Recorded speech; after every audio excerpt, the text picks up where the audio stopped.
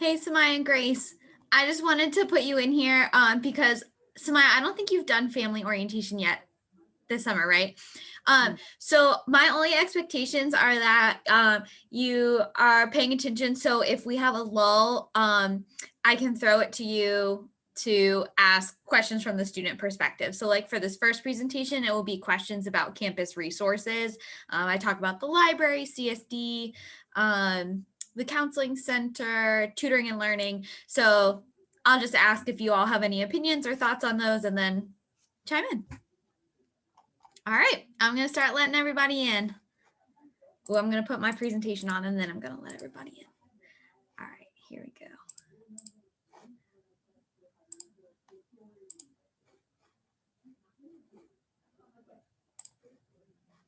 Maybe, if I can figure out how to do this.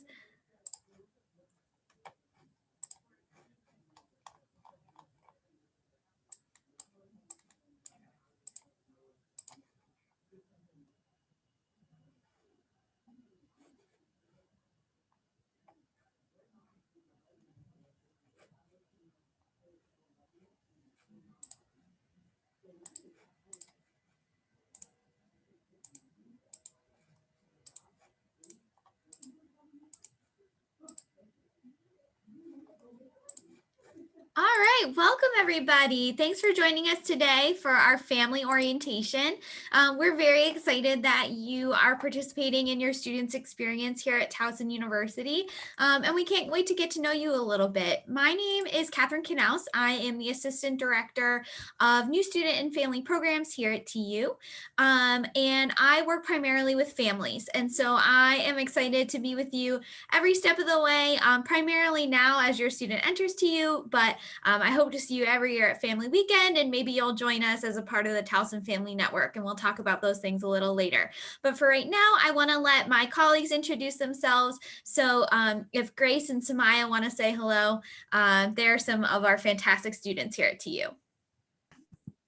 Hi, everyone. My name is Grace. I'm the Student Director for Family Engagement, and I'm a rising senior and nursing major.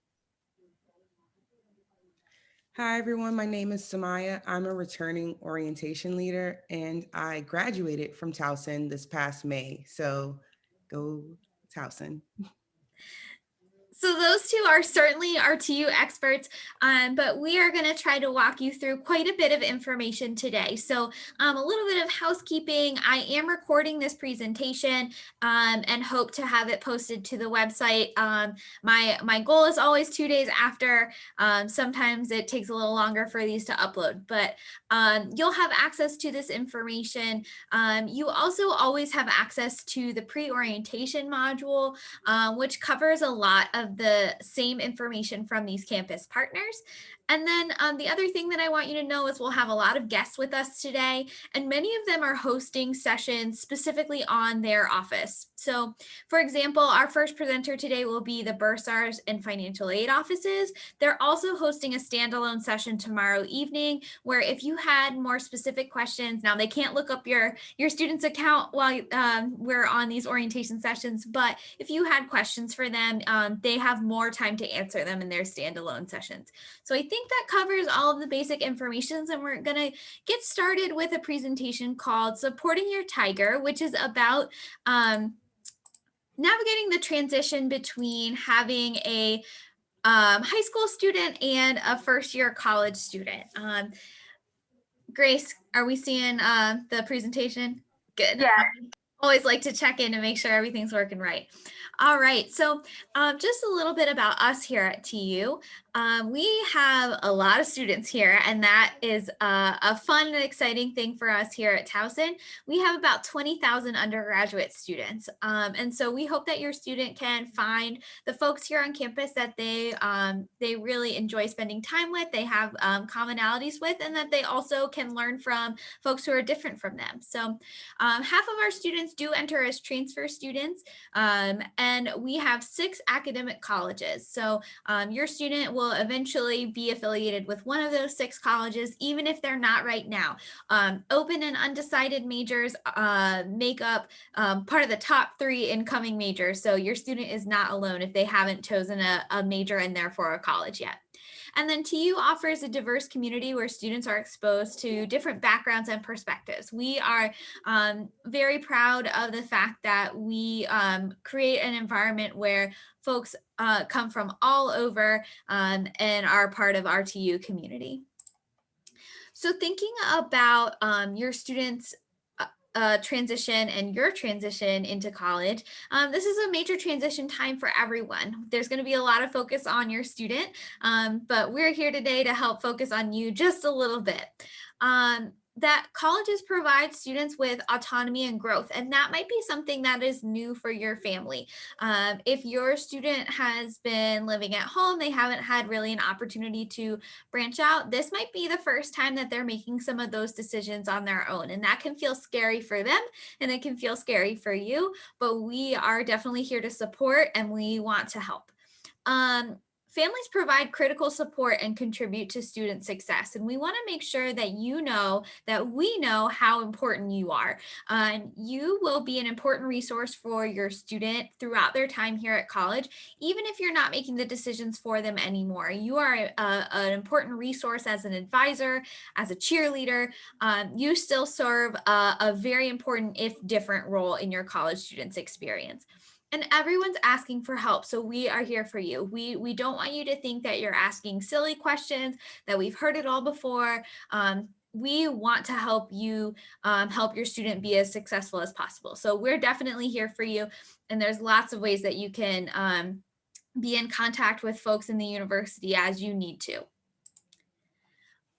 Some things that might help you with a transition as your student starts here at TU are discussing expectations, both yours and theirs. And so I think communication is the key to a successful transition.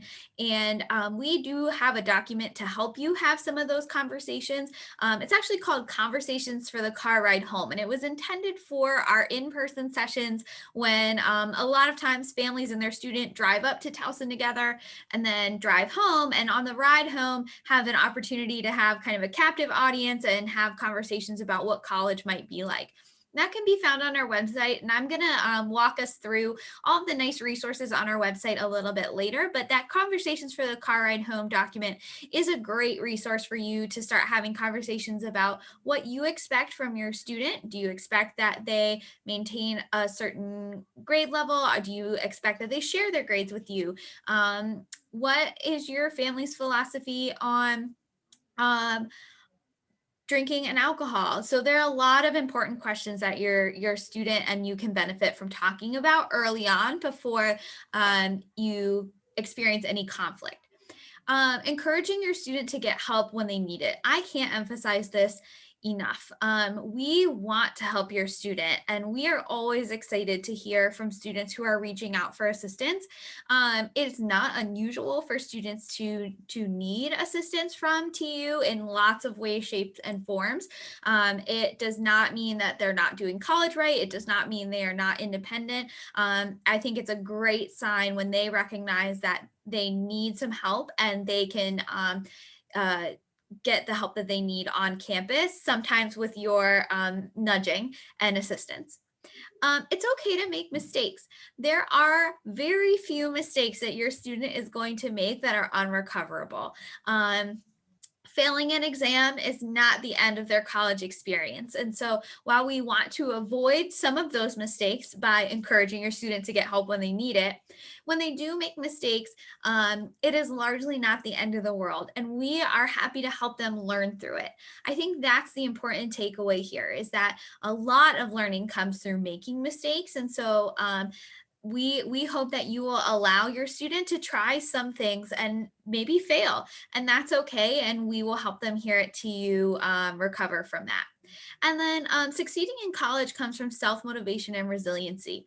We hope to see students who are pursuing things that are exciting to them, things they're passionate about, because that's really when we see our students achieve success. It is hard for a student to be truly successful in 4 to 6 long years of college if they are not motivated within themselves to accomplish what they need to for their degree. If they are slogging through just because someone else told them that they should major in something, that's going to be really hard for them to be successful. And so we hope that you encourage your student to explore, find what truly they're passionate about, and pursue those dreams. And we'll talk a little bit about ways you can encourage them to do that a little later. So like I said, this day is also about you. We want to talk about transitions that you might go through as family members. And so some of those transitional tasks that you might encounter and work through are transitioning to a level of change in parental responsibility. So if you're a parent, you might have been helping your student stay on top of their schoolwork. You might have been taking them to and from activities. You might have been making their doctor's appointments for them. And some of those things your student is no longer going to need from you. And in fact, it might be helpful for you to start letting go of some of those responsibilities for your student at this point. I always tell families over the summer, if your student has never done a load of laundry, now's the time, because you don't want them to be the first year student who is staring blankly at a washing machine. So teach your students how to do some of those tasks and get ready to take a little bit of a step back. Establishing an identity as a parent of an emerging adult. That can be hard to think about your student as an independent adult. And yes, they are young adults, emerging adults, but they are adults, and TU is going to treat them like that. And we have an expectation that you treat them like that as well. For example, it is not common for a family member to reach out to a faculty member. You might have talked to your students' teachers while they were in elementary, middle, and high school. That's not really a thing in college. It would be pretty frowned upon for you to reach out to your students' college professors. That's different. It's a different way to think about your identity. Adjusting to a new family dynamic, routine, or involvement. If your student was living at home, that's going to be a very different. Even if you have other kids in the house, it's a different situation when one of your students moves out. And I always like to mention, because a lot of our students do choose to live at home for many reasons, it even changes a family dynamic when a student starts college but doesn't move out. They have different levels of responsibility for their classes. They might have different schedules and routines. And so being cognizant and going back to the communication piece, talking about what the expectations are for checking in, for schedules, really makes a difference. Reevaluating your own life purpose and goals. When you experience a major transition, that's pretty common. A lot of people will think about their lives and their goals when they experience a major transition. So that might certainly be a task for you. Coping with changing social relationships can be tough. If you've built your social network around your student, and I think I see that primarily with parents who their friend circle is established around their students' friends, parents, you might be looking for different social relationships. You might be seeking other places to volunteer, to pick up a new hobby. All of those things can help you maintain healthy social relationships, even if you're not seeing all of your friends at soccer practice anymore. And then managing emotions in relation to students' emerging independence. That can be really tough. I don't want to minimize how hard that is, because it can be a huge part of your identity to feel needed, and you might not feel as needed anymore. And what I want to make sure you know is that your student will always need you. They just might need you in a different way. And so managing those emotions can be tough, but really critical in order to allow your student to make some self-discoveries and learn how to function as an independent adult so that they can succeed through the rest of their lives. College is a time that has a lot of safety nets under your student. And so it's a great time for them to explore, and a great time for you to really think about how you can take a step back. And so one way that we encourage you to think about continuing to support your student in your new role is called appreciative inquiry. And what that means is thinking about the things that your student does well and loves, like we talked about, the things that they're passionate and excited about, to help them navigate what they could do with that in order to be successful in their Towson career and then their career beyond. And so when we are thinking about appreciative inquiry for our first year students, the first step is discover. And so asking about what's happening with your student, what classes are they enjoying, what clubs might they have joined that they never thought they were going to join. Um, how are they liking things here at TU? And so it's always great to ask those questions and let them tell you as much or as little as they're going to. And then once they have let you know that they've taken some classes they weren't sure about, but now they think they're great, then we get into the dream stage. And the dream stage is thinking about all the possibilities that could make a positive vision of the future for your student. What different careers can they see for themselves? Where could they see themselves living? Just what do they want to pursue? And at this point, in the dream stage, anything counts. When you start moving into the design phase, that's when you start getting into some of the details that you as an established adult can help your students start thinking through. What steps would your student need to pursue in order to get to that dream? And so that can be encouraging them again to use our campus resources. It could be encouraging them to reevaluate their 4-year plan if their academic plan maybe doesn't fit what they're dreaming about anymore. You can really help them critically think about some of the details they would need in order to move towards their passion. And then delivering support. So you have been their support system for a lot of years, and we hope that you will continue to do that. There will certainly be bumps in the road, but having you there and them knowing that unconditionally they have you to fall back on, that's really integral to your students' experience in college. And you will notice that it is a cycle. And so a lot of our students, this will change several times over the course of their TU experience, and that's fine. I will say that the record, I had a student change their major 10 times and graduated in 4 years, but the average is 3. The average student will change their major 3 times. So just know that if your student seems to be all over the place or directionless, we will help them make it there. We will help them figure out what matters to them, and they'll get there in the end, and you can help them too.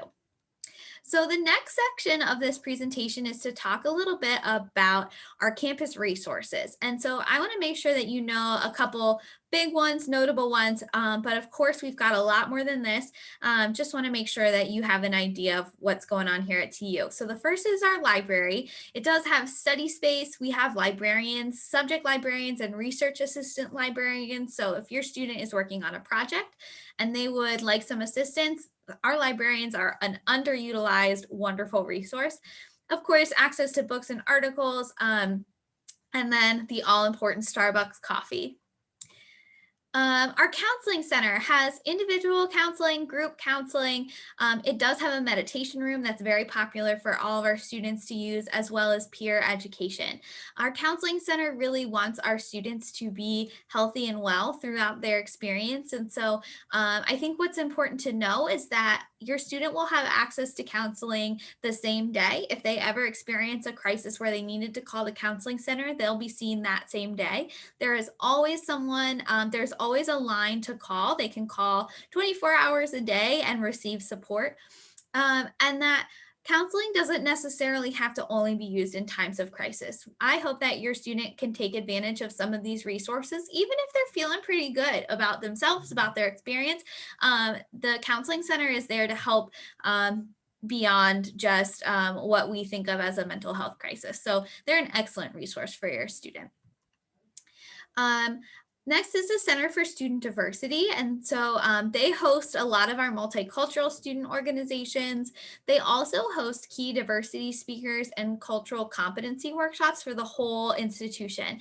And so they're a fantastic place for your student if they're exploring their identity, if they want to meet some folks who share their identities, or if they want to learn about different identities. The Center for Student Diversity is a great place for them to check out.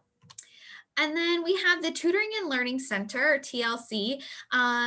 They offer peer tutoring as well as workshops and academic coaching. So the difference would be that a tutor would help your student learn about a subject area. So maybe they're getting tutored in calculus or biology, but a lot of those workshops and the academic coaching focus on academic skills. So it will be things like time management, study skills, how to take good notes, and both of those things are really important. The TLC has a lot of online resources. They host some study groups, and they also are the folks that are in charge of supplemental instruction. Supplemental instruction is offered in conjunction with some, but not all courses, where a student who is successful in that course will take your student's course alongside them and offer some additional sessions for students to review material. And so that's an excellent resource for folks who are lucky enough to be in a class with supplemental instruction offered.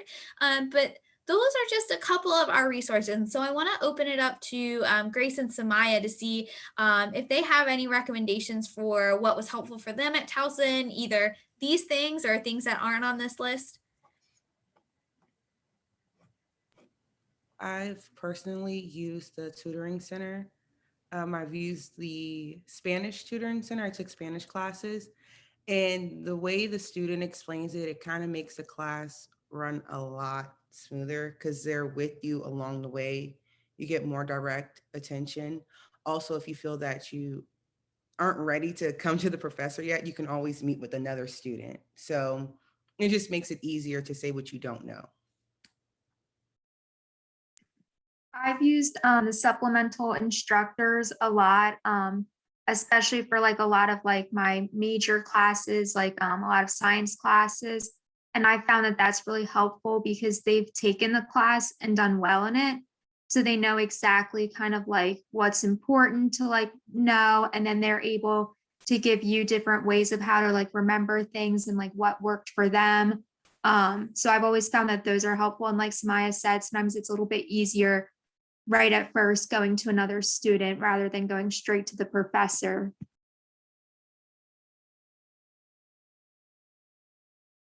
Excellent, thank you. And I always forget to mention, we also have a writing center. So similar to the Tutoring and Learning Center, there are peer writing assistants who will help your student tackle some of those big writing assignments as well. So to reiterate, you're so important, and we love that you're here. We're so happy that you are involved in your students' experience here at TU. We hope that you will be patient and tolerant and support your student throughout their experience, even if they end up going in a different direction than they started in. That you help your student develop some resiliency skills. College can be tough for a lot of reasons, and many students need to develop some of those skills to stick it out and ask for help, use the resources. And so we hope that you'll encourage them to do that. And then just as a family member, a parent, a guest, you've helped your student get to this point. And so we're really grateful that we get to be a part of this journey with you. But we want to recognize all of the work that you have done for your student to help them be successful. Moving into the rest of this afternoon, you will hear from a few folks. The Bursar's Office and Financial Aid will be up next. I've missed the housing office here, so we will hear from Housing and Residence Life.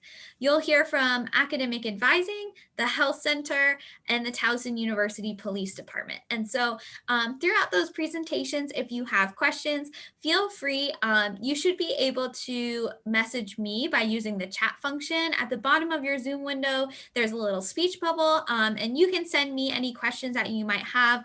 I do my best to facilitate questions, but please know that you might not get to all of them. However, in our presentations, all of our presenters include ways for you to use their office's resources and contact information to get your questions answered. So never fear, we will help you out however you need, even if we don't get to all of your questions today.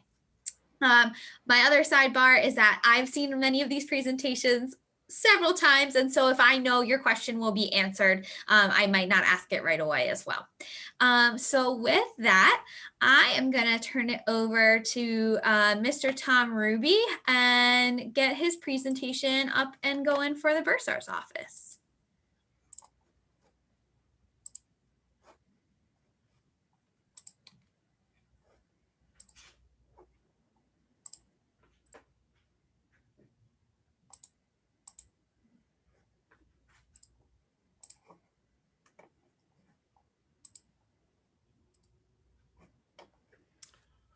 Okay, good afternoon, and welcome to Towson University. My name is Tom Ruby. I'm the director of the Bursar's Office. I'm better known as the chief bill collector here at Towson. And the Bursar's Office is the student business office. We have two primary functions. The first function is to bill, and the second function is to collect. That is our role and function as it relates to the student business office, or what we're better known as the bursar's office. Could I have the next slide, please? Now, Towson University is attempting to be a green campus. We are attempting to eliminate the destruction of trees, turning trees into pulp, pulp into paper. Therefore, we are not sending any paper bills home. We utilize an ebill system, and that ebill system is part of a relationship that we have with a company known as TouchNet. Now, TouchNet produces all of our e-bills, and your e-bill will be sent to your student with an email announcement to their TU email address. Now, the student's TU email address is the only means that this university will communicate with your student. So they need to actively check their TU email address. And the e-bill will be sent to them by way of an email instructing them to go to a website, and that will be a TouchNet website, whereby they will authenticate themselves and they will be able to access their e-bill. Now, the e-bill will be itemized from the standpoint of tuition. All of the mandatory fees, such as auxiliary, athletics, technology, SGA fees. If your student is living in traditional housing, not capstone housing, but our university inventory, that charge will also be reflected on the bill, as well as any meal plan that the student selects. Any other ancillary charges, such as a parking permit or a digital access fee in lieu of a textbook, it is access to the textbook electronically. So all of those charges will be itemized. In addition, if there are any payments that are made onto the account, they will likewise be itemized. So if your student is receiving financial aid from the standpoint of a federal loan, or if there's a grant, a scholarship, a credit card payment, a check payment, a cash payment, they will all be individually itemized on the account. Now, here at Towson University, to confirm the student's class schedule, we expect full payment. And after that payment is made, if there are any new charges that come onto the student's account, we will be providing a monthly statement. Again, the student will receive an email from the bursar's office instructing them to go to the website whereby they can access their e-bill or their monthly account statement. That monthly account statement will likewise be itemized of any new charges that may come onto the account. Maybe they have not elected in their original bill for a meal plan, and now they would like to have a meal plan, and it's after the initial bill is submitted. So that itemized charge would be reflected on the monthly statement, or any other new charges that may come onto the account.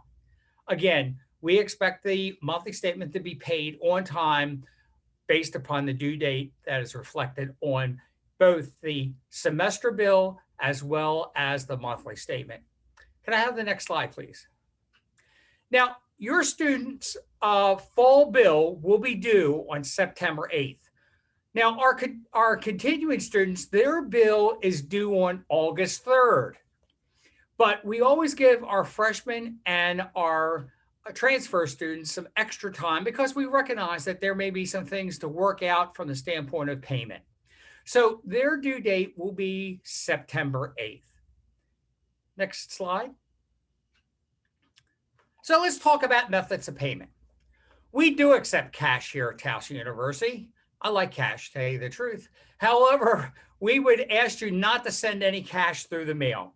If you would come to our Bursar Payment Center, we'll be happy to take your cash. We'll give you a receipt for it, and everything will work out fine. If you're paying by check or money order, we ask you to make that check or money order payable to Towson University. And in the memo section of the check or money order, please note your student's name and their TUID number. Here at Towson, we have found that many of our students and parents are taking advantage of paying electronically with an ACH or an e-check payment. Works out very well, very easy.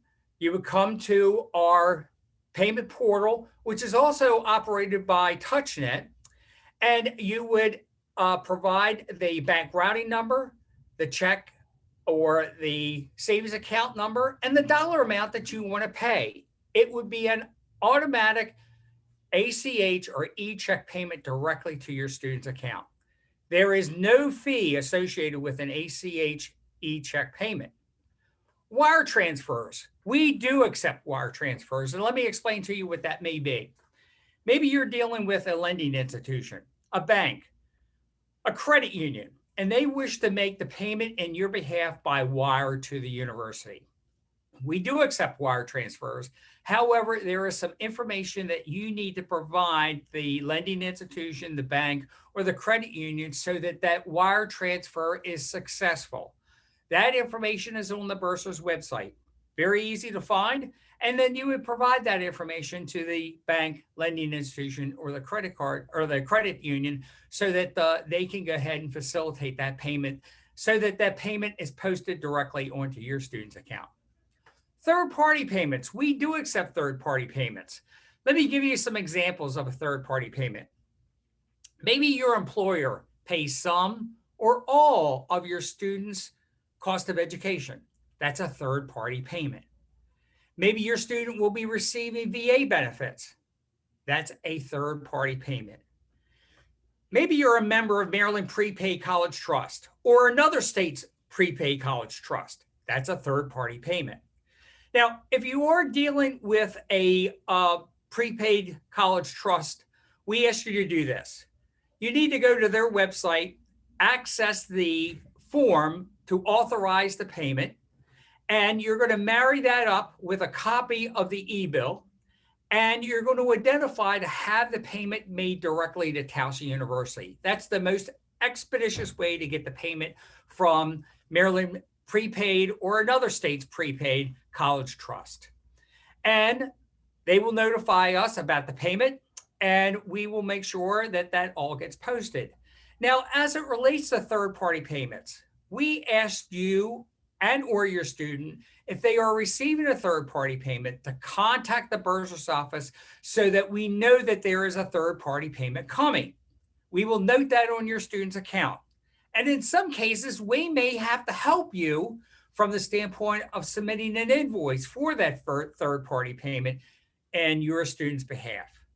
But please contact us if there's going to be any third-party payments so that we can make that notation on your student's account. Credit card.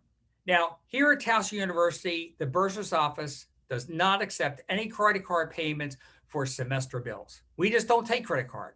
However, TouchNet, our business partner who handles our payment gateway, they do accept credit card payments. Visa, Discover, American Express, and MasterCard. However, they do assess a convenience fee of 2.85% on the amount that you would be utilizing with a credit card payment. Next slide, please. So here at Towson, we do have a deferred payment program. It's called the Tiger Installment Plan. We also like calling it the TIP.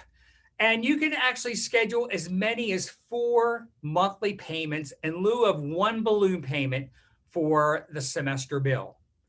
It is self-enrollment, and it is done through the bursar's office website. There is a link for the Tiger installment plan, and you can schedule as many as 4 individual payments for that one semester bill.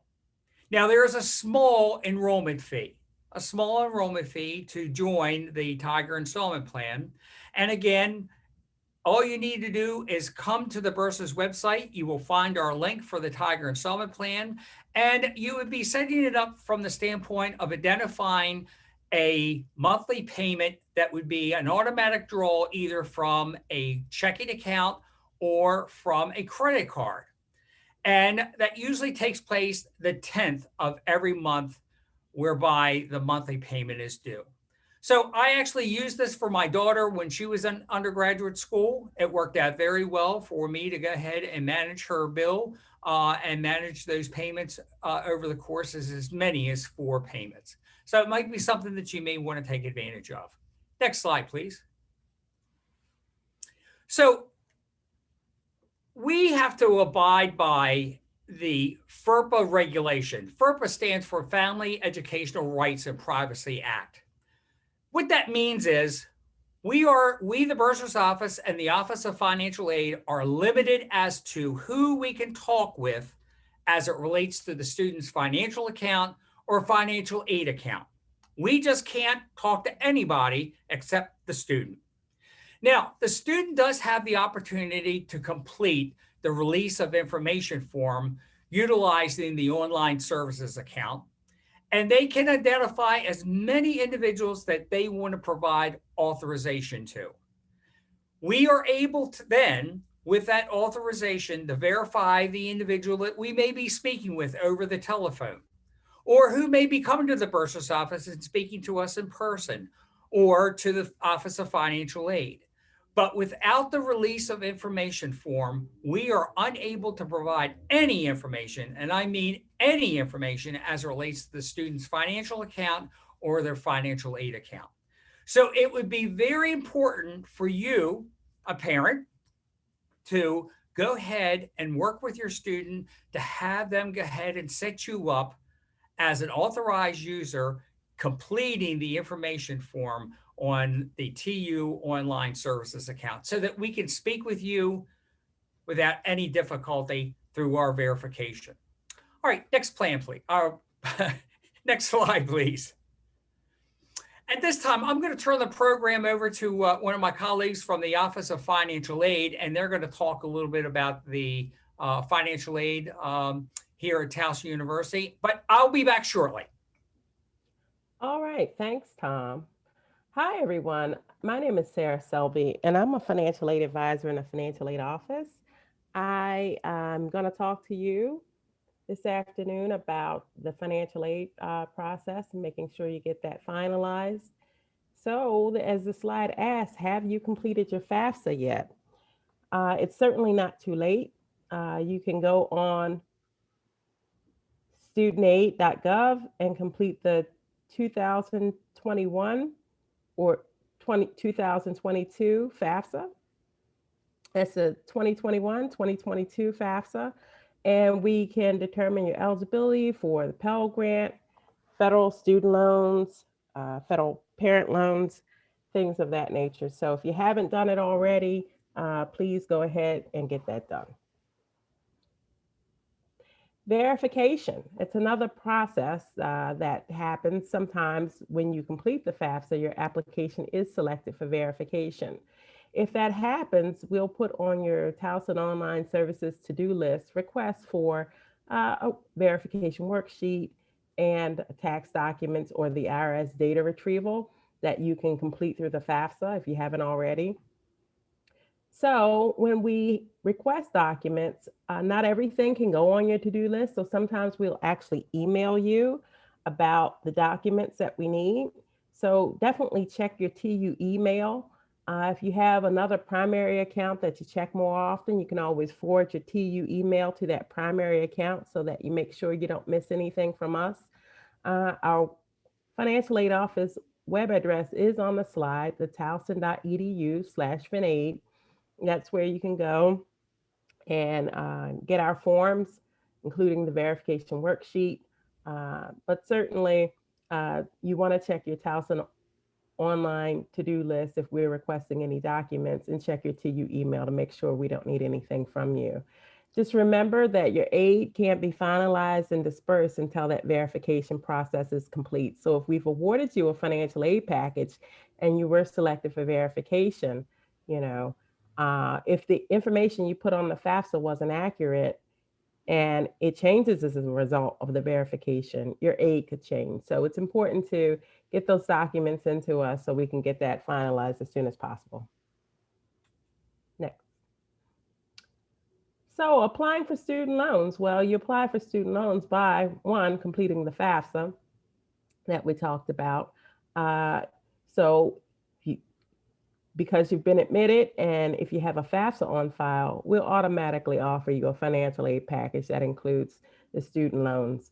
The loans for students can be subsidized or unsubsidized, but you want to take advantage of those subsidized loans first, because if you qualify for them based on having need, the subsidized loan is the better loan because it doesn't accrue interest while you're in school. It does accrue interest later on, however, once you're in repayment. So definitely take advantage of subsidized loans first. If you've been offered aid, you want to make sure you accept or decline it via Towson Online Services, the portal. And if you've accepted loans, certainly then you have to also complete what's called a master promissory note and an online entrance loan counseling session. And you can do both the entrance counseling and the master promissory note online on the studentloans.gov website, or actually now they're directing students to studentaid.gov. So just go to studentaid.gov. In one place, you can complete the FAFSA, you can complete the entrance counseling, master promissory note, all at studentaid.gov. Plus loans. Plus loans are for the parents of undergraduate students who are dependent. So if you would like to take a plus loan, you certainly want to apply now. It takes time to process those. You can't apply the day before your bill is due and expect it to be processed and receive any rebate checks immediately. So please apply for the plus loans now. Certainly you go online. I know it says studentloans.gov. If you go there, you'll get redirected to studentaid.gov, but parents can go on to studentaid.gov and do the online plus loan application. It does involve a credit check. If you're approved for the credit check, then certainly you can complete the parent plus loan master promissory note online on that same website. If you're denied, there's a few options. One is to appeal the decision. Sometimes there may be inaccurate information or something that you're able to get resolved on the credit report, and you can successfully appeal to the Department of Education to get the loan pushed through that way. Another option is to get an endorser for the loan. An endorser is just the Department of Education's word for cosigner. So if you got a credit-worthy cosigner that meets the credit requirements for the Parent Plus loan, you can get the loan that way. Another option, if the loan is denied and you weren't successful in an appeal or you couldn't get an endorser, is that based on that plus loan denial, the student can request to borrow an additional unsubsidized loan in their own name. We have a form for that to request the additional unsubsidized loan, and that's in that Towson Online Services self-service area, right in the area where you accept, decline your aid. There's a link to look at our financial aid forms on a separate page. And there you can submit our online form to request an additional unsubsidized loan based on the plus loan denial. And for those who don't want to do a parent loan, or students who are independent, so their parents can't do a parent loan, there are also what are called private alternative loans. Private alternative loans are loans through common banks like PNC, Wells Fargo, Citibank, Sallie Mae. You can find them all over.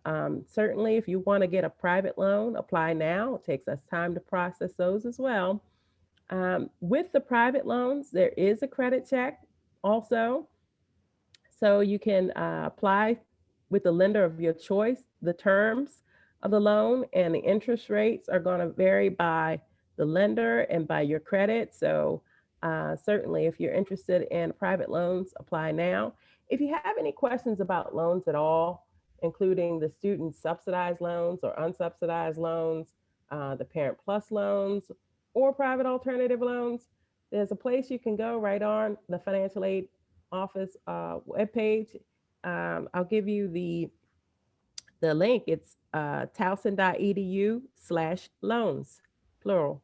That's towson.edu/loans. And we have a good summary there about all of the loans, subsidized, unsubsidized, Parent Plus, and private. Next slide. So paying your bill, well, certainly we've established a loan priority deadline of June the 1st. So that's already passed. So if you are going to take out loans, student loans, parent loans, or private loans, we want you to have already applied for those. So if you haven't, do it now. Get it done immediately. All processed aid is going to disperse on August 20th. If we have everything we need to disperse your aid, like your verification being completed, promissory note for those plus loans, entrance counseling and promissory note for those subsidized and unsubsidized loans. Any excess aid that you have on your account is going to generate a rebate check for you. So if you have for the semester $14,008, but your bill for the semester was only $10,000, then that excess $4,000 is going to generate a rebate check for you. Tom is going to talk to you about how to get those credit balances returned to you, whether it's a check or whether it's a direct deposit to your account. He's going to tell you all about that.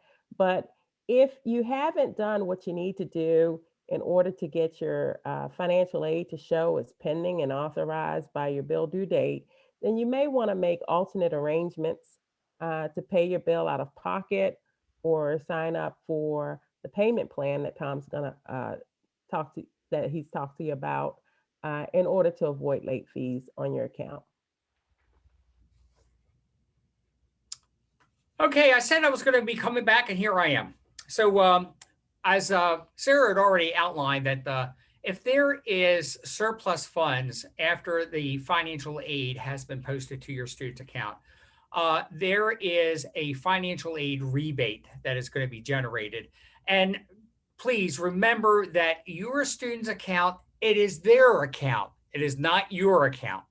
So we are obligated to make all financial aid rebates back to the student or any general refunds. And let me give you an example of a general refund. Let's say that your student had signed up for a 19 meal plan. They've been here on campus for 1 week. They call you on the phone and they say, hey, I'm putting on too many LBs. I need to change my meal plan. And both you and your student elect to change the meal plan from 19 down to 10. Now there is a financial credit on the student's account for that adjustment, and that would be a general refund. Now, we use another business partner to help us as it relates to making our refunds or financial aid rebates back to the student. And that is done through the Disbursement Online Center, the DOC. And we utilize a business partner called Bank Mobile. They handle all of our refunds and financial aid rebate. Now, this is what your student needs to do. They need to come to the DOC or the Disbursement Online Center, and they need to sign up as it relates to the method of how they want to receive their financial aid refund or rebate. And there are 3 options. The first option would be an electronic fund transfer to a checking account or savings account. That is the most expeditious way to get your financial aid rebate or refund. back to your student. Now, Bank Mobile will actually notify the student by email when the money is in their bank account. The second option is a paper check. A paper check that would be sent to the mailing address that the student identifies.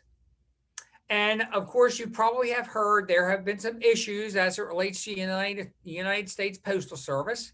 And of course, with a paper check, it does get mailed through the Postal Service. So that may be something that you want to think about from the standpoint of delays, timing as it relates to receiving a paper check. The third option is actually the default. If your student selects nothing, they do not select any of the options, it will be a paper check, and it's going to be mailed to the address that is in the student information system. So we highly recommend that taking advantage of the electronic fund transfer as the method for receiving a financial rebate or refund. Now, parents, let me just give you a tip.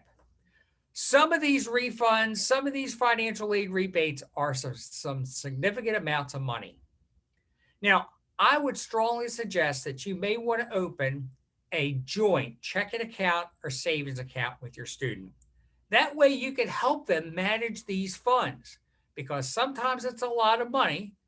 And, it may be a situation whereby some new charges come onto their account and they may need to use that financial aid rebate or that refund to satisfy any of those new balances that may be posted onto their account.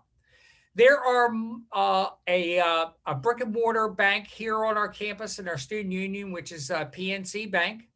We also have a business relationship with a satellite office of the state credit union in our West Village Commons building. And there are multiple banks that surround this campus.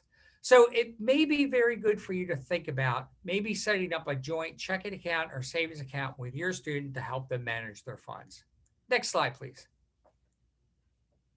So there was, back in 1978, a tax reform act that was passed that dealt with higher education. And then it was a higher education credit, which is also referred to as the 1098T. And we are required through the IRS to provide a 1098T tax form to all students whereby there have been out-of-pocket payments. And I want to repeat, out-of-pocket payments. And we are required by the IRS to provide that 1098T tax form on or before the 31st of January of each tax year. And we always hit that mark. Now, if you remember, when I started off my presentation, I talked about the university trying to be a green campus, eliminating paper. And what we have found is that we can provide to your student the 1098T tax form electronically. However, the IRS requires the student to acknowledge that that's the method in which they would like to receive it.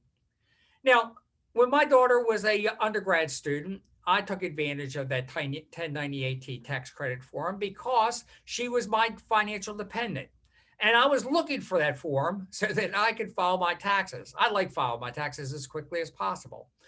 And we provide the electronic version of the 1098T tax form about 2 weeks earlier than what we end up having to mail out, which comes at the end of January.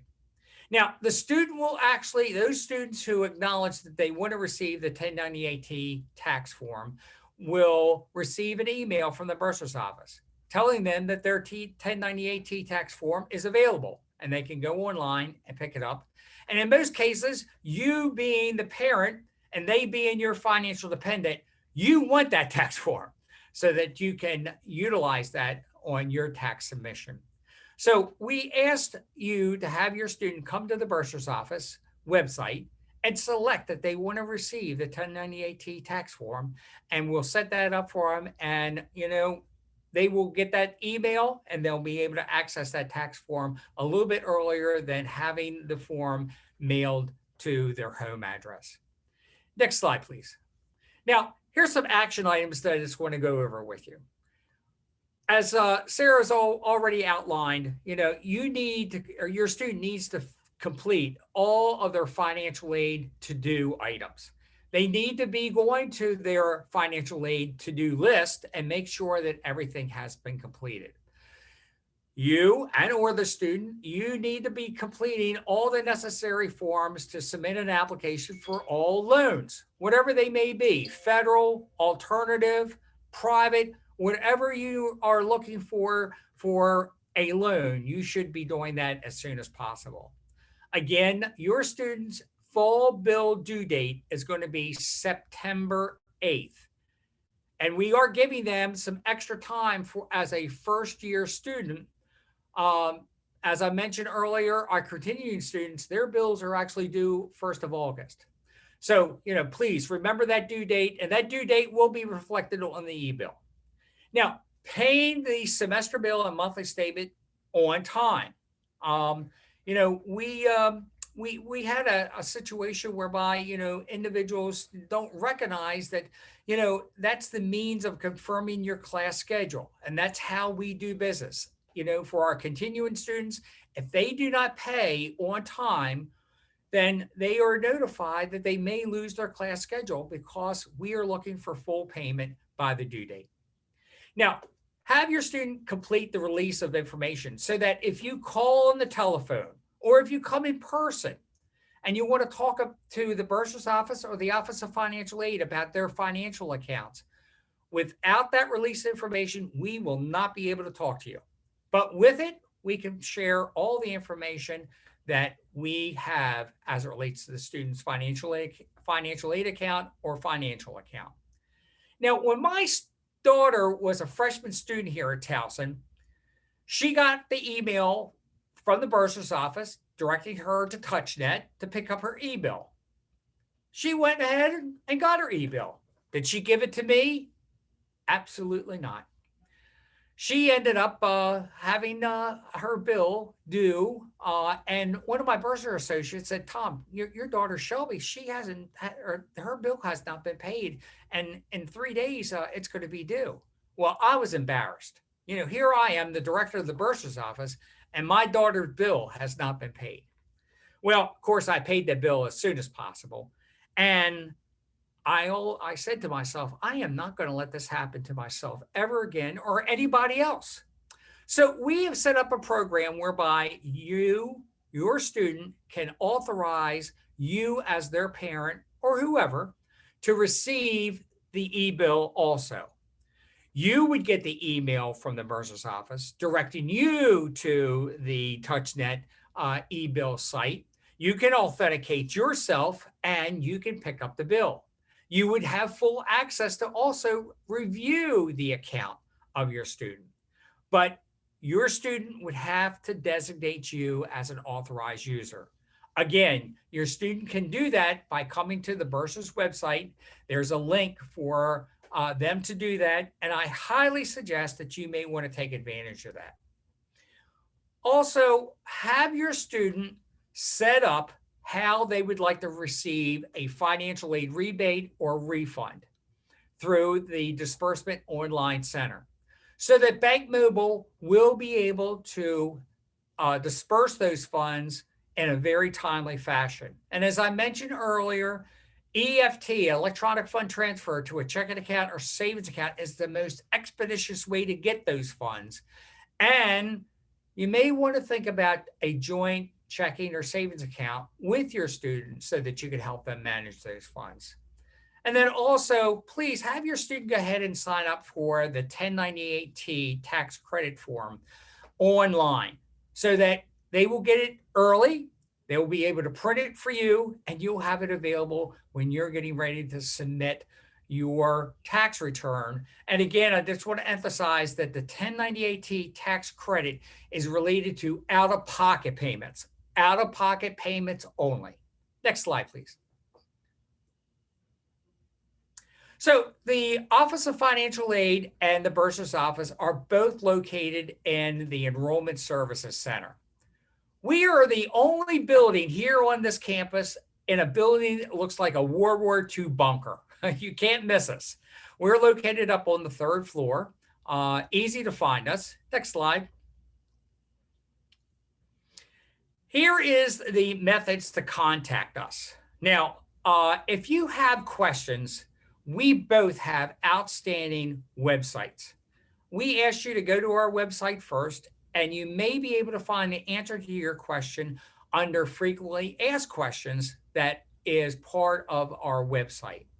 If you do not, please don't hesitate to give us a call, or you can email us and we can provide you with an answer. Now, again, we are limited as it relates to what we can talk to you about as it relates to FERPA and the release of information. So you certainly want to get that in place so that if you want to talk to us about your student's financial account, we would need to have that in place so that we can do it. But general questions, you may be able to find the answer right on our website under our frequently asked question area. Next slide. Well, I want to thank you very much. I want to welcome you and your students to Towson University, and we look forward to seeing you eventually, as well as seeing your students for the fall semester. Thank you very much. Yes, thank you. Thank you. Thank you, Tom. I do have a few general questions for you. So would you be able to reiterate when bills are generated for freshman students? Sure. Your freshman student's bill will be actually generated once they have a class schedule. Once they register for classes, that's when the bill will actually be generated. And then once it is generated, the email will be sent to your student informing them that they can pick their bill up from our TouchNet business partner portal. Excellent. And then if students are receiving scholarships from Towson University, this specific question was the Honors College, would they need to take any action to have that applied? That might be a Shelby question. That scholarship should be posted automatically, and it shouldn't be held up by verification or anything like that. So if they're getting something from the Honors College, it should be reflected on their financial aid account. If it's reflected on their financial aid account, they'll see it once they have a bill as pending toward their billing account. Fantastic. Thank you. And then we do have a question about GI Bill eligibility. Tom, would you suggest that they come to the bursar's office or that they talk to the military and veterans office? Yeah, they really want to go to the military and veterans office to talk to them. They would provide all the necessary information as it relates to the utilization of the GI Bill. And then that information is then transferred onto the student's account once certification and authorization is made. Excellent. And then I think the last question we're going to be able to get to is a bill able to be split formally? Like, are you able to bill multiple sources, or would they have to split the bill informally amongst themselves, say if divorced parents are paying? We only provide one bill, and that is a matter of how the student needs to have the individuals make payment, but we do not split bills. The bill only goes to the student. We don't provide any other bills other than the bill that goes directly to the student. All right. Well, thank you so much for joining us. We appreciate it. And as a reminder, if you have additional questions or questions personally about your student's account, there's contact information for the financial aid office and the bursar's office. Okay, see you later. Thanks. Bye. Have a good afternoon. Bye. Thank you. Have a blessed afternoon. Bye.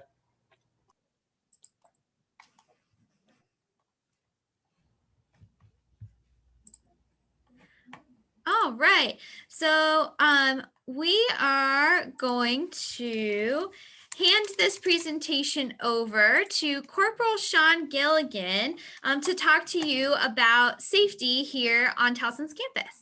Hey, Sean. Hello, how's everyone?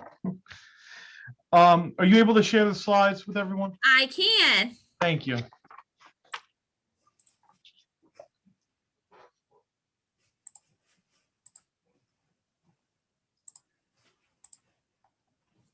All right, whenever you're ready. Okay, thank you. All right, so first off, I am Corporal Sean Gilligan with Towson University Police. Welcome to all the families here. Glad you guys could attend. Go ahead to the next slide. Okay, one of the things we want to make sure that you guys get out of this is, be prepared, not scared kind of thing. Start planning now when you're going to come to campus and move in. Have set up plans with your family, like, okay, here are all the contact numbers for the university they might need, or here's all the information you might need as a student, vice versa. Go ahead to the next slide. All right, so this is my partner is Corporal Erica Hamilton. She's the other community outreach officer. This is the emergency number for TUPD. So anything that might happen on campus that is an emergency, you can go ahead and call that number. You will get a certified police operator 24/7, 365, doesn't matter. It could be the middle of Christmas night.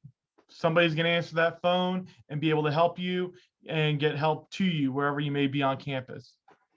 Go ahead to the next. So some facts, we have over 40 sworn police officers here at TU. We are a 24/7, 365. We have the same powers as Baltimore County, Maryland State Police. We are a fully accredited law enforcement agency.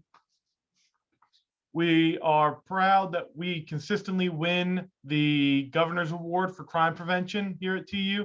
We're also among the safest within the university system. So, coming to TU, you can be assured that you're coming to a safe place to go to school. Get to the next one.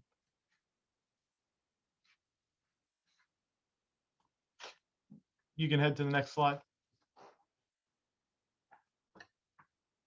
Sorry, I'm trying. Oh, it's okay. I didn't know something. It's not wanting to go. Hey, there we go. Okay. I think we might have. Did I skip one? Nope, sorry, it was my fault. I had an older presentation I was going off of. So throughout the campus, we have blue light phones, which automatically connect to our dispatch center. You'll see them throughout campus, as well as they're in the parking garages and any elevators here on campus. If you press the phone button, it'll automatically connect you to our communication center. We're also equipped with over 1,000 cameras on campus. So chances are, if you press the blue light button, we'll be able to get a camera on you very quickly to know exactly where you are. It's a very state-of-the-art system that not only is used for that, but also for monitoring large events here at TU, such as football games, anything along those lines, the cameras are used. They're also used in crime prevention and help to solve crimes here on campus. Like, we're able to go back and look at stuff, if something has occurred on campus or even off campus. A lot of our cameras are able to catch parts of the off campus areas as well. Yep. We have license plate readers. We have 10 fixed throughout the entire campus and 2 mobile. They are designed to be able to read tags of vehicles coming on and off campus to alert us if somebody is wanted, stolen, anything along those lines on the vehicles. They are monitored by TUPD constantly. This is a really cool program we have here, Safe Walk and Ride services. We provide 24 hours a day escorts for students, whether they're going from the parking lot to the library to their classes, whatever, or back and forth. If you need somebody to walk with you, you don't feel safe, or a ride because you're worried about something, you can call the number there and it'll connect you with our non-emergency side, and we'll be able to get an officer or our public safety officers, which are non-sworn law enforcement. They're basically, they assist us, the law enforcement side, in operations we do, such as that or lock opening, things along those lines. But somebody will be there to walk you to your vehicle or to wherever you need to go, or if you need to go from your dorm to the 24-hour study lounge. or you need to go back from the study lounge to your dorm, even if it's like 2, 3 o'clock in the morning, we're more than happy to, walk with you so you feel safe here.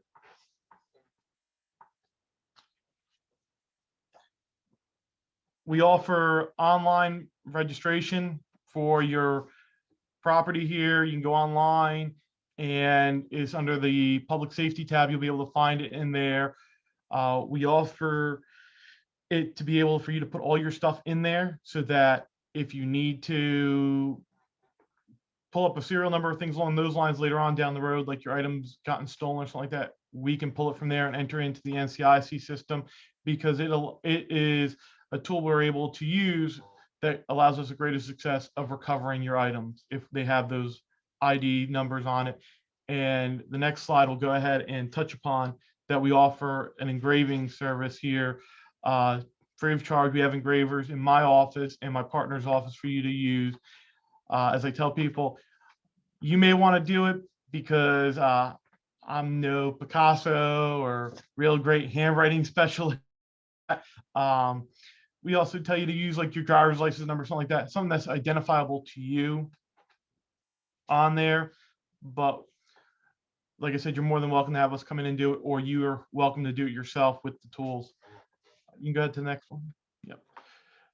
This is a great service to have. You can sign up for it for free. It's available to all student, faculty, and staff for free. It's our emergency text notification. It advises you of any critical alerts here on campus around weather, closing, anything you may need, anything that needs to be pushed out quickly and important.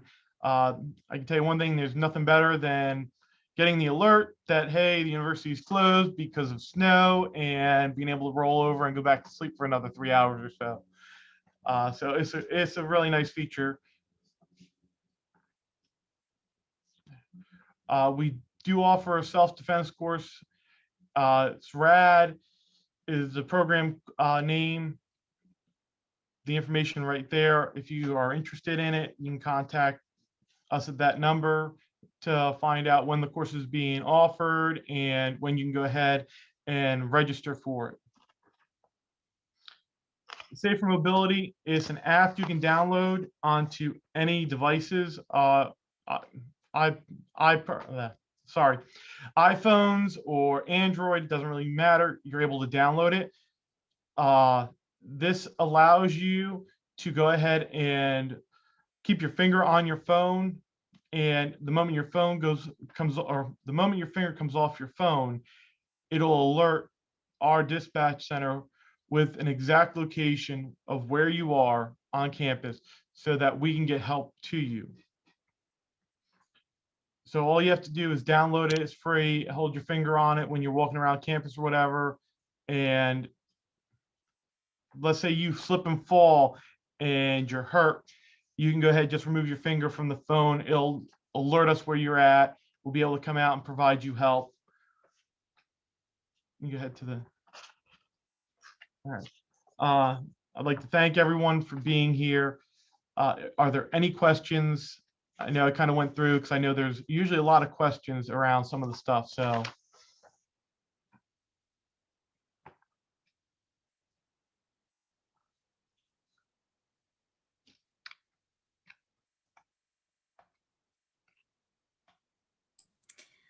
I did have one family member ask if families can get those emergency texts as well. So you're able to sign up on there. From what I recall, is that you can go ahead and just sign up on there.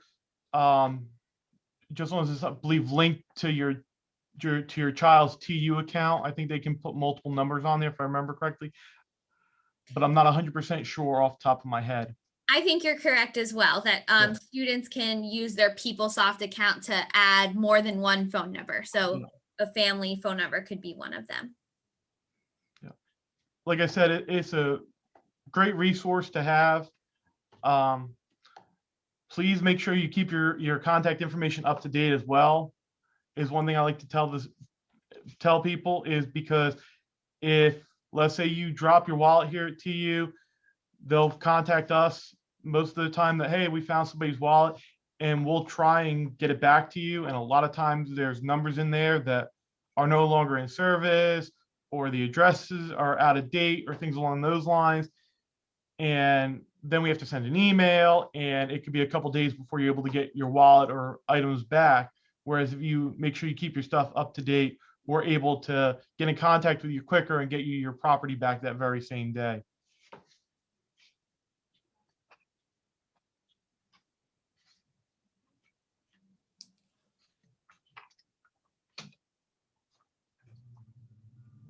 Other questions for TUPD?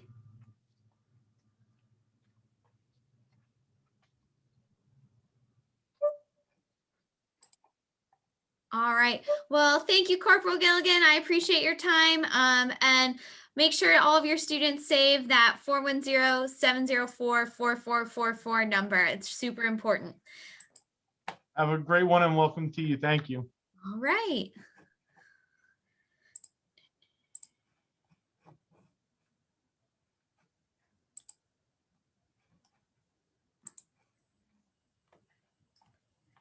So next we will be hearing from Housing and Residence Life. We do have someone new to our orientation family. So hi, Kelly. Thank you so much for helping us out today. I do have a copy of your presentation. Would you like me to run through it? Oh, you definitely, yes, thank you. Uh-huh.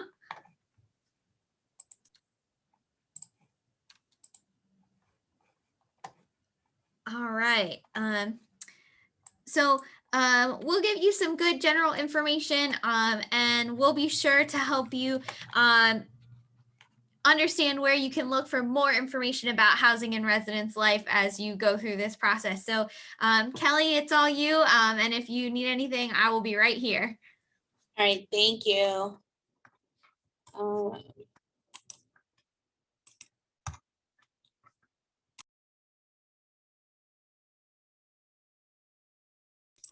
Can you share it?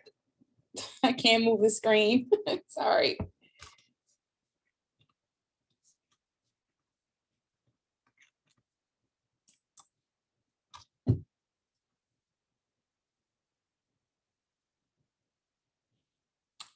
All right.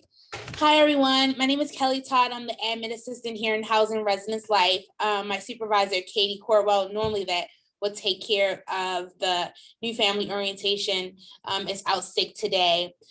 Just a few general things that are coming up here in housing. So the housing application normally would have closed on May 1st, but this year we have extended the deadline, and actually the housing application is currently still open. So if you have not applied for housing and was thinking to apply for housing, please go into our housing gateway to apply for housing as soon as possible. We don't know how much longer we will be able to have it open, but as of right now, we're currently have it open. The roommate process, I will let you know, that's been that question came up about 200 times today. Unfortunately, the roommate process has closed. That closed back in June 1st. So if you do have a roommate that you might have in mind that you wanted to room with, unfortunately, we will not be able to pair you as roommates, so you will be paired with a random roommate. But again, the housing application is open. If you were looking to live on campus, please apply. Move-in date, and more information will go out on August 6th. We sent out August 6th email. Is a very big email that day. We send out housing assignments. In that email, you'll have your housing assignment, your roommate information, and your move-in day and time. Move-in day is starting from between Wednesday, August 6th to Thursday, August the 26th. And this year, we are doing it by alphabet, last names. And if any students on the call or families on the call, if you get your move-in day on August 6th, and that is not a good day for you, it is very important that you email us, call us that following Monday right away so that we can get you rescheduled for a different move-in day. Let's go to the next slide. Thank you. So living on campus this year, things are a little different, like it's been the last years as well. Vaccines are required to live on campus. If you have additional questions about that, you definitely should contact the Health Center. Oh yeah, so again, I was saying about the roommate assignment process. At this point, that process is closed. So you will be placed with if you have not chosen a roommate and have not done the roommate whole process on our website, you will be placed with a random roommate. For incoming freshmen, most rooms are generally a twin XL bid. You will get a desk, a chair, closet. If it's not a closet, it's a wardrobe. You can definitely, and all rooms come here at Towson with a micro fridge, and a micro fridge is a refrigerated bottle with a microwave on top. If you move into campus and that's not working, you definitely can put in a work orders for it to be replaced. You're not allowed to bring in any outside refrigerators or microwaves here on campus. All the apartments are also furnished. Some are furnished with full-size beds and twin-size beds. If you have any questions or about the bed size, you also can check out YouTube TU Cribs. We have full walkthroughs of different the rooms on all the different halls. If you have any questions or say, oh, I live in Rice Tower, I can't remember what size bed, it's a twin XL, and you definitely can check out TU Cribs for all the different halls. Building safety. So all of our buildings, we do have a CCA or CCM on staff 24 hours a day. So students, when they enter the building, they have to show their ID.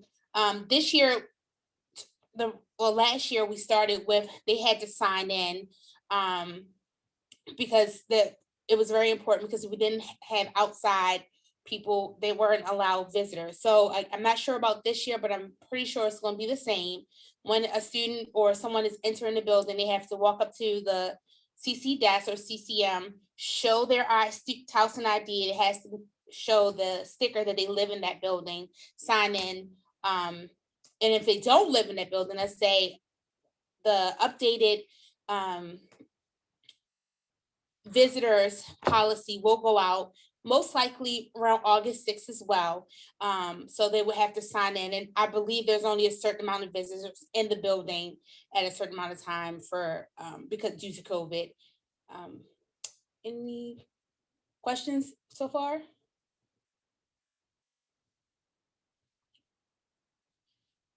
So this slide is just talking about packing for college, what to bring, your bedding, your towels, kitchen supplies, as if you live in an apartment, your computers, printers. I do know from prior experience with students on campus, bringing printers on campus can, too many electronics here on campus can slow down the Wi-Fi.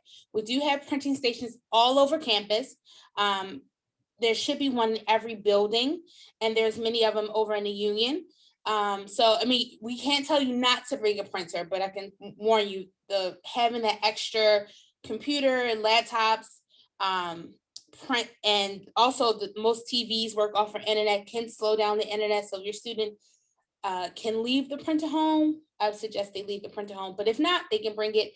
But there are printing stations all over in each building.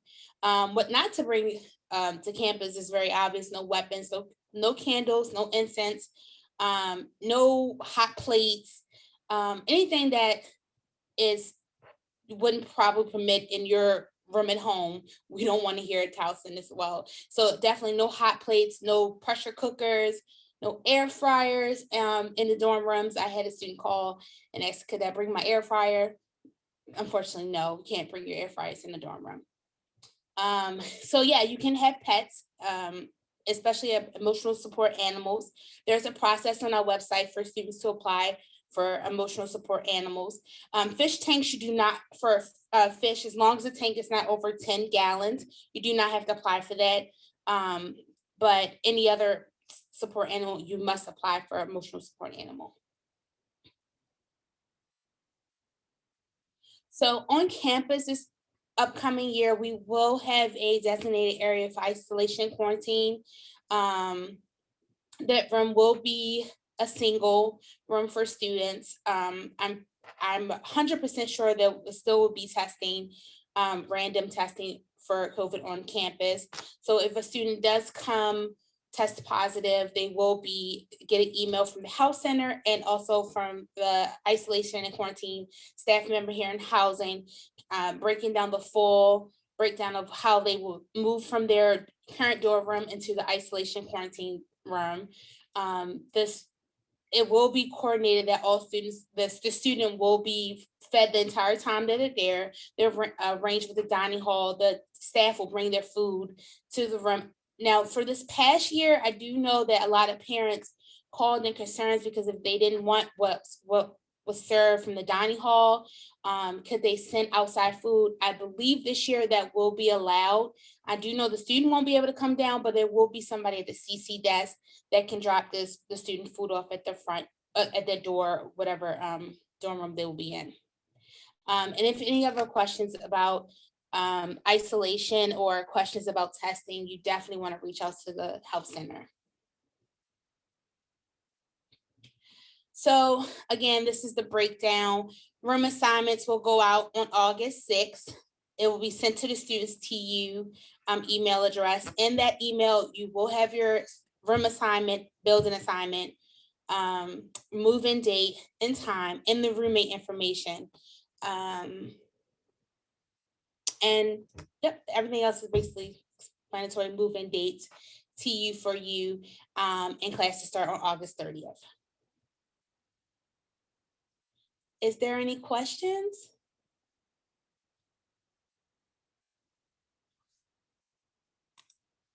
Sorry, Kelly, trying to find my unmute button. We do have some questions in the chat if you want to take a shot at some of them. So someone asked, can you clarify about the application process for on-campus versus capstone and the differences between those?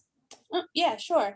So our process is different. Capstone runs 3 buildings here on campus. That's PACA and Tubman and Millennial Hall. I'm going to be honest with you. I do not know if Capstone application is still open. If you go to our website, there's a link there where it can take you to Capstone's website. But at this time, our application is currently open. Now, if you live here at the university housing, you live on campus. And which is very weird. I started Towson 5 years ago, and I started out in financial aid, and I never understood it. If you live in Capstone housing, you're still on campus, but you're just considered off campus. So their application is just a little different, and their payment process is a little different. Instead of paying the university for housing, you pay Capstone directly for housing. So that will go along with their deposit and their your bill for the semester over in Capstone. Where in university housing, everything will be added to your ebill. Excellent, thank you. You're welcome. For students who are receiving early move-in, would they have to work that out with you, or will early move-in for things like honors or marching band be provided automatically? No. Okay, so if it's required for you to move in early for marching band or for any type of on-campus jobs, normally the person that's coordinating that move-in will contact Katie Cordwell to let her know these are the students that need to move in early. If you have further questions, you definitely can send us an email at housing@towson.edu, and I will make sure that gets forwarded over to Katie. But normally Katie gets a list, especially from athletics, marching band, any people that are working on campus, and we will send that email out a little sooner than August 6th to let you know your official move-in date. Excellent. And then we have a question. Does Housing and Residence Life recommend that students get renter's insurance for their property? It's not required, and we can't tell you no, but it's not required to live here on campus. Great. do you happen to know which building is hosting the STEM learning community this summer or this year? Unfortunately, I don't. So that's normally what we do this time of year. Is we'll be in the process of planning and getting everybody into the system to start room assignments and where STEM is going. Honors is always in Douglas. That has never changed. So unfortunately, we're a little bit behind schedule. So maybe if whoever is asking that question, if you can give us a call back next week, we might have that information for you. Or you can shoot us an email. Great. And then are you able to speak on the likelihood of students getting the residence hall that they ranked highest on their application? So as an incoming freshman, I can let you know as an incoming freshman, you are randomly placed. If you clicked on your application that you prefer premium housing, I don't want to tell you and promise you that you will get premium housing, but if you did your application process early and completed and made your deposit early in the game before May 1st, you probably will rank higher than a person that's just completing their application today and paying their deposit today.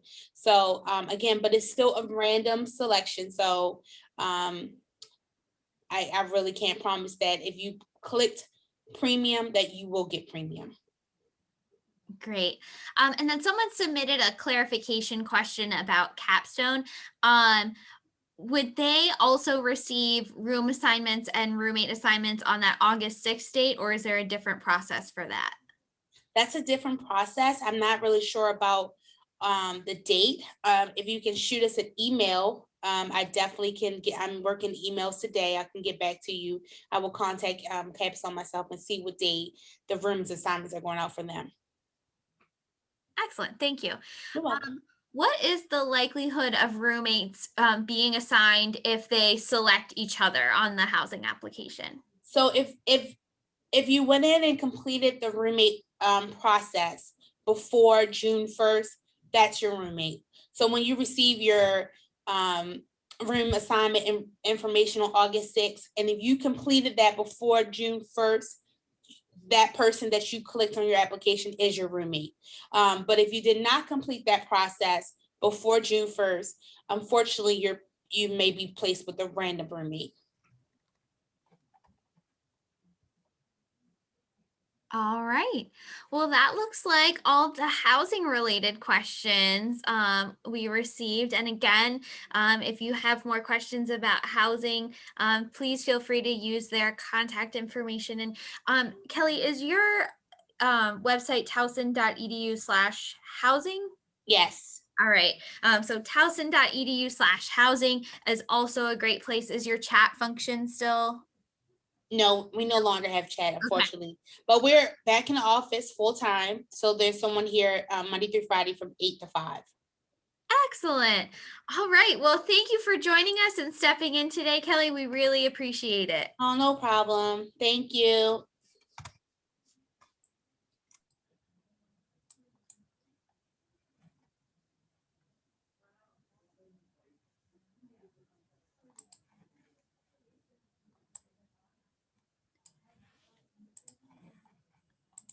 All right. So next up, we are going to talk a little bit about what is available to support you as families before we take a little break. And so I want to make sure that you all have an idea of things that you can take advantage of while your student is here at TU.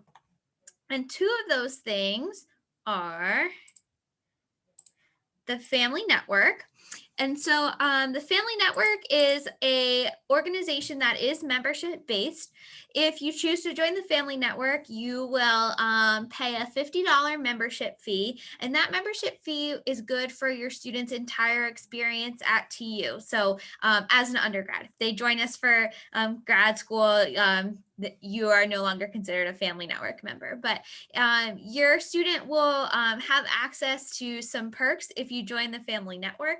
And that would be in the form of the ability to apply for an annual scholarship. So each year we give out 3 scholarships. They typically amount to about $1,000 each. And if you join the Family Network, your student is able to apply. As a Family Network member, you also receive a calendar. Hopefully all of you with incoming students will get a beautiful wall calendar with helpful information and tips in the next couple weeks. Fingers crossed for the Postal Service. And so if you join the Family Network, you will continue to receive that calendar beyond your student's first year. And the thing that we love the most in the Family Network is that if you join the Family Network, the funds that we raise through membership fees that aren't being used to support families go to the Student Emergency and Food Insecurity Fund. And so that fund helps students who find themselves in a financial emergency or who need support in the form of food to successfully navigate those challenges so that they can stay enrolled at Towson and finish their degree. And so we're happy to financially support the Food Insecurity and Student Emergency Fund with Family Network membership fees each year. A little later in the afternoon, I will show you how to navigate our website. And so I will point out how to join the Family Network as well. The other thing that we want you to be aware of as families is Family Weekend. Please hold your calendar for October 8th through 10th this year. We are excited to have folks back on campus, and we can't wait to see some friendly faces we've been missing having Family Weekend here on campus. And so during Family Weekend, the other perk of joining the Family Network is that members sometimes receive discounts to ticketed events like our Crab Feast, which I hope we can have this year. Unfortunately, we're not able to release a specific schedule or have anything set in stone at this point, but on a typical family weekend, we'll have a football game. That I do know for sure is happening. We have a crab feast. We're able to showcase our planetarium show. That, again, up in the air because of the new science building, which is exciting. And then the Honors College highlights some of their students. We love to show off all of the great things we have going on here at TU. And so having you all here for Family Weekend is a great way to connect to the university and to get to spend some time with your student. Early October is right at the sweet spot where they've had a little bit of time to get settled and enjoy some things at Towson that they'll be excited to share with you if you come and visit us. So with that, I am going to let you all take a little break. I know we have been on screen for quite a while. And so our next presentation is going to start at 2:50. So in 10 minutes, and we will come back here to meet with the health center in 10 minutes. So I'll see you at 2:50.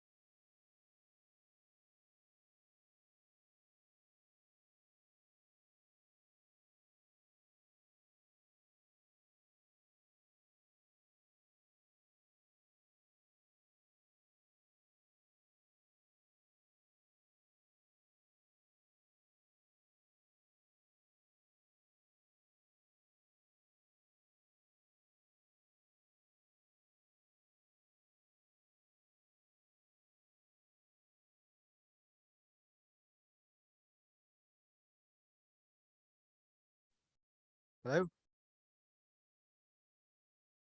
Hello?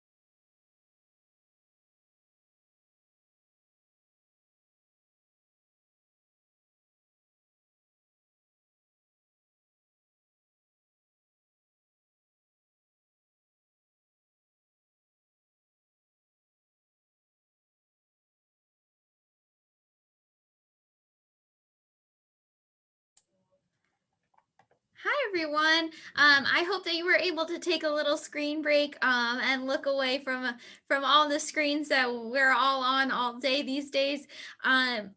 Coming back from break, we are going to be joined by Allison Seeley from the Health Center. Then we'll go into academic advising. I'm going to show you around the website a little bit, and then we'll answer some last questions and let you all go. So with that, I'm going to turn it over to Allison to talk about the Health Center. Hello, everyone, and thank you all for being here today. And I know this Zoom fatigue is real, so hopefully we'll get through this relatively quickly. But my name is Allison Seeley. I am the Assistant Director of Health Education and Promotion, and I work with the University Health Center. So I'm really excited to talk to you about some of the services that we provide at the Health Center and some of the things that you'll need to know to make sure that your student is ready to come on campus or to get started in the fall semester.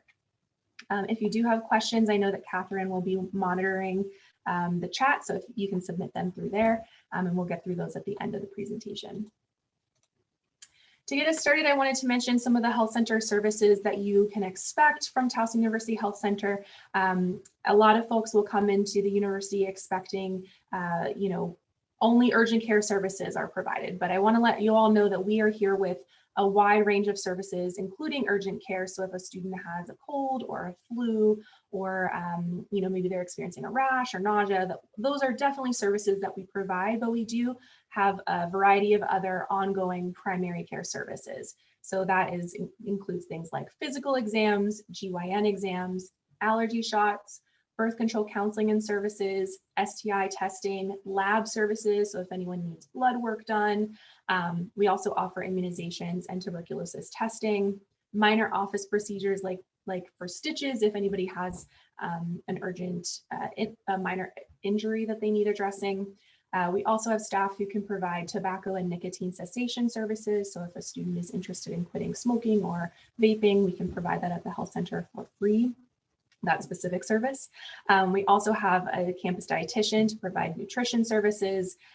We have a fun fact, we have a massage therapist on campus who can provide massage services to students. Not many folks know about that, but it's definitely a really cool service that we have here. And then last but not least, we've got health education, which is my role. So we do programming and events to help students learn more about their own health and well-being. And it includes opportunities for students to grow their own professional skills. So if we have students interested in becoming peer educators, that is an opportunity that the Health Center provides as well. In thinking about the providers that work at the Health Center, we've got a wide range of providers from medical doctors to nurse practitioners and physician assistants. These are the folks that are currently on staff, and we are going to be adding one additional physician assistant at the beginning of the fall semester. So lots of folks here on campus who are excited to provide primary care services to our student population. If folks are interested in making an appointment, this slide is really helpful. Our hours of operation are Monday through Friday from 8 a.m. to 5 p.m. Outside of those hours, if anyone has questions or concerns, they can call the main phone number. So that's 410-704-2466. And there is a nurse advice line who can help out after hours. Students are able to make an appointment using our online secure web portal. So that's tigerhealth.towson.edu. We'll go through a little bit more about that in just a bit. Students can also make an appointment by calling the main line during business hours. And then we do accept walk-in appointments. However, that is dependent upon availability in our schedule as well as urgency of the need. If a student needs to walk in for an appointment, of course, we're happy to accommodate. The best tip to know is if students come earlier in the day towards the beginning of our business hours, they're more likely to beat the rush, which is always nice to know. For our services at the Health Center, we do bill for service. So we will use students' insurance plans to cover the cost of services. We do accept most major insurance plans, so things like Blue Cross Blue Shield, Aetna, Cigna, United Healthcare, certain medical assistance programs. The best way to know, we have a list of those accepted insurance plans on our website, but the best way to know if your insurance is accepted at the health center would be to contact the customer service number on the back of your insurance card. Let them know that you have a student who will be attending Towson University in the fall, and you just want to ask if Towson University is a participating provider in your insurance plan. Any kind of billed services, so if there are co-pays or costs of services that are not covered by insurance, those are billed after a visit to the Bursar account or to the TU1 card directly. So no transactions are happening in the moment at the time of each visit. At Towson University, we do not have what is called a hard waiver. So that means that your students will not be automatically signed up for health insurance. If they are interested in purchasing our Towson University specific insurance, they can visit the aetnastudenthealth.com website. And this is a screenshot there of what that looks like on the main page. To get started, you would click the drop-down menu, select Towson University, and then you could view the information about the insurance plan, as well as pricing, and you can sign up right in that website.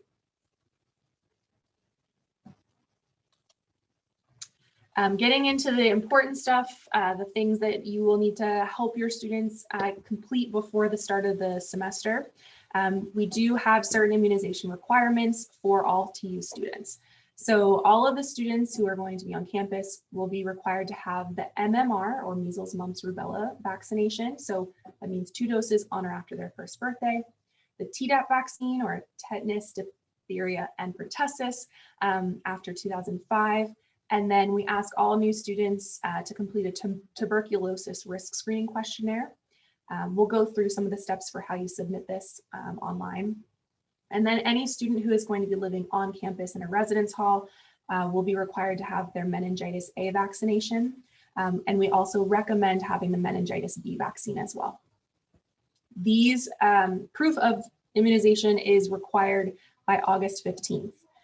Students who are not in compliance by that date will receive a $50 fine that'll be charged to their Bursar account, and they will have a hold on registration for the next semester. So that means that they will not be able to sign up for classes for the following semester if they're not in compliance. So definitely make sure that students are completing these immunization requirements. I do also want to mention information about the COVID-19 vaccine requirements. So as a part of the University System of Maryland, Towson University students, faculty, and staff who will be on campus in the fall are required to be vaccinated against COVID-19. There are medical and religious exemptions available. Any questions that you may have about the coronavirus 19 vaccination requirements should be submitted to asktu@towson.edu. You can also learn more about these requirements at the towson.edu/coronavirus website. This is definitely a separate thing from what we just mentioned in terms of immunization. So I will go through the process of how to submit immunization records for MMR, Tdap, TB, and then meningitis. This is a separate form, so you would submit proof of vaccination by August 9th, which again is a different date. That's going to be at towson.edu/vaxverify. All right, I'm going to move back again to the other immunization records and how to submit. So the first step to completing your immunization requirements for your student will be to gather records of immunization. So we will accept any legible documentation in English that could include copies of medical records. It can include like the childhood passport of vaccinations if you have that. And if you don't have those forms, you can download our form on our website and have your provider complete that. So the important thing is that we will need documentation that has a provider signature and dates of the different doses of the vaccines that are required on campus. Once you have that paperwork, you will go to the towson.edu/health center webpage. If you scroll a little bit down, you will see this gold call out box that says log into the Tiger Health portal to manage your health records. If you click this black box right here, that'll take you to the Tiger Health portal, and that is where you're going to upload your immunizations. So logging into the Tiger Health portal, your student will need to use their TU information, so their TU username and password, the thing that they use for almost everything here at Towson University. When they log in or click proceed, they're going to be asked to confirm or verify their identity by submitting their date of birth. Once you click that button, you'll be taken to the main landing page, and you will have two kind of red links on that screen that connect back to the immunization requirements. So if you click the first link that says required immunization history, you'll be taken to a page where you're going to type in the different dates of the dosages of the vaccinations that are required. So you'll submit those dates there for each immunization. Then towards the bottom of that screen, you're going to click Add Immunization Record, and that is where you're going to upload that form. So our system can take any kind of document. So if you have a PDF, a JPEG, a PNG, so any of those things are going to be accepted. So you can take a photo of the paperwork if you need to, but that is where you will upload that documentation. Then you will click Submit Final button, and you will go back to the main landing page of the Tiger Health portal. And you're not done yet. You need to complete the tuberculosis exposure risk screening questionnaire, or rather your student needs to complete that. You'll click that link. It's the second of the two red links there. And then you're just going to have the student answer a couple of questions. Once those questions are complete, you'll hit Submit Final.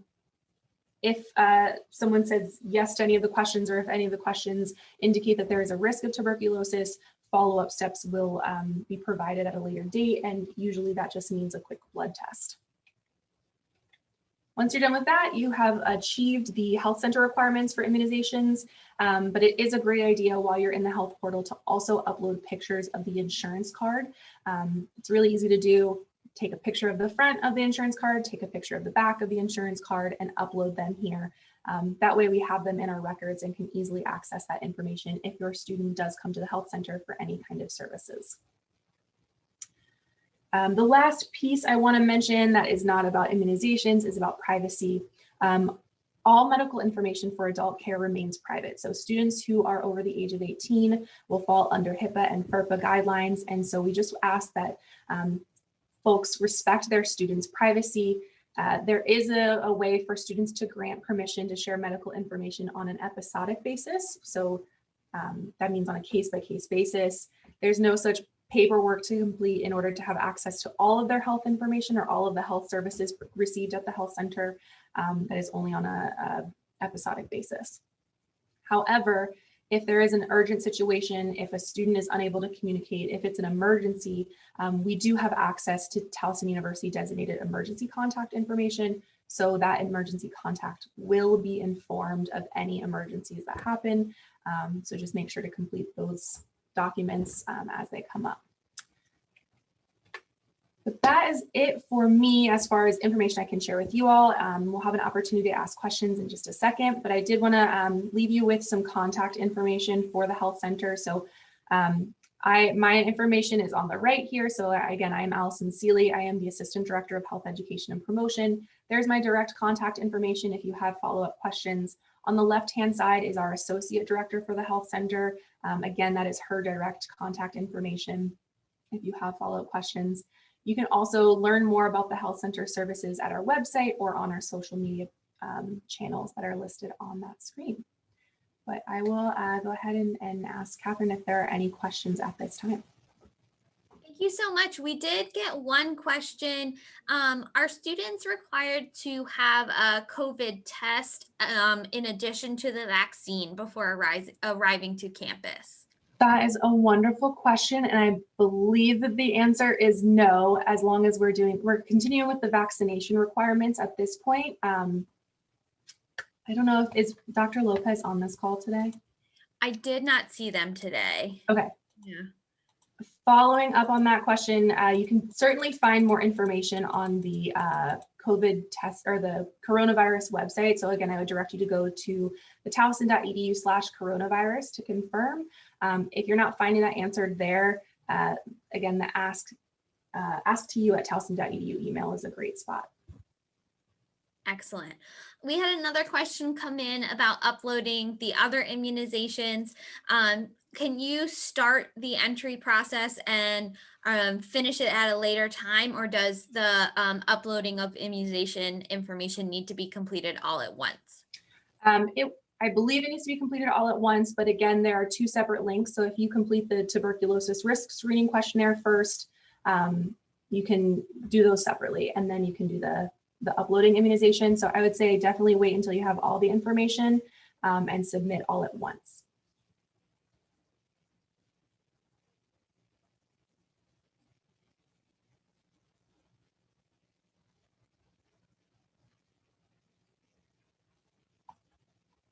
Will the health center be providing any missing immunizations?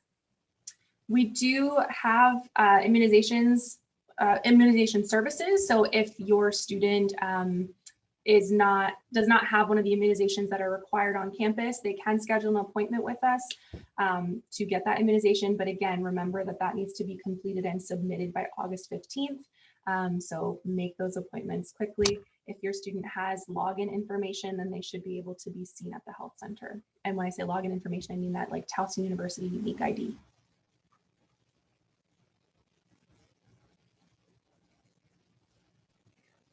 Could you repeat the deadline for uploading immunizations? Yeah, let me see if I can go back to that slide. It's August 15th for the MMR, Tdap, and the tuberculosis risk screening questionnaire. For the coronavirus vaccination, that is August 9th.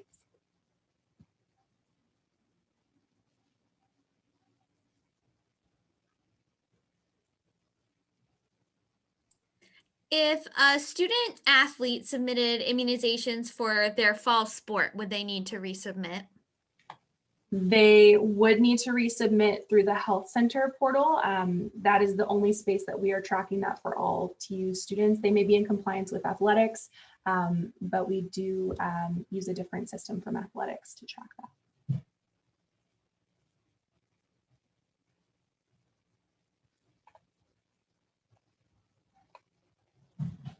All right. Well, I think that covers everything I see in the chat for now.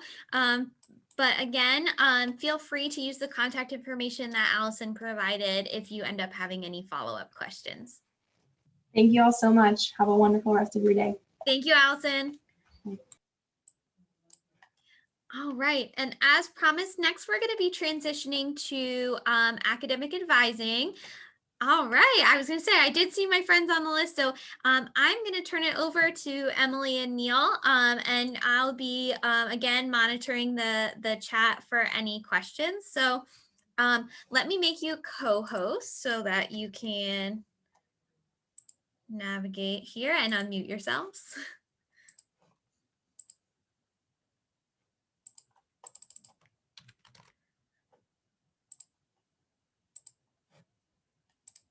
All right, the floor is yours. Fantastic. Thank you for the nice welcome. My colleague Neil, as you heard, is here with me, so we will both be saying hi in just a moment. But welcome, families. We're so excited to have you here. We've spent the past couple of hours talking with your students. So if we sound a little hoarse, it's because we've been chatting with them for quite a bit and have really enjoyed getting to know them. But really, really happy to have you here. As you can see from my camera, and if Neil has his on later, you'll see we are back in the office. We are back on campus, excited to welcome your students to join us here if they come for an in-person orientation in July, or certainly when they get here in August for our Welcome to TU program. I'm going to go ahead and share my screen so you can see my slides. So we've got just a few images to share with you. Just do my slideshow. Didn't want to turn on too early so that I could see you all, and back up here. Here we go. So here's our intro slide. As I mentioned, we're from Academic Advising. My name is Emily Halligan, and I actually coordinate the first year experience program for freshman students. So that is, those are your students that we support through our program. And I see Neil has just popped on. Neil, do you want to just say a quick hi, introduce yourself, and then I'll take back over the reins for a bit?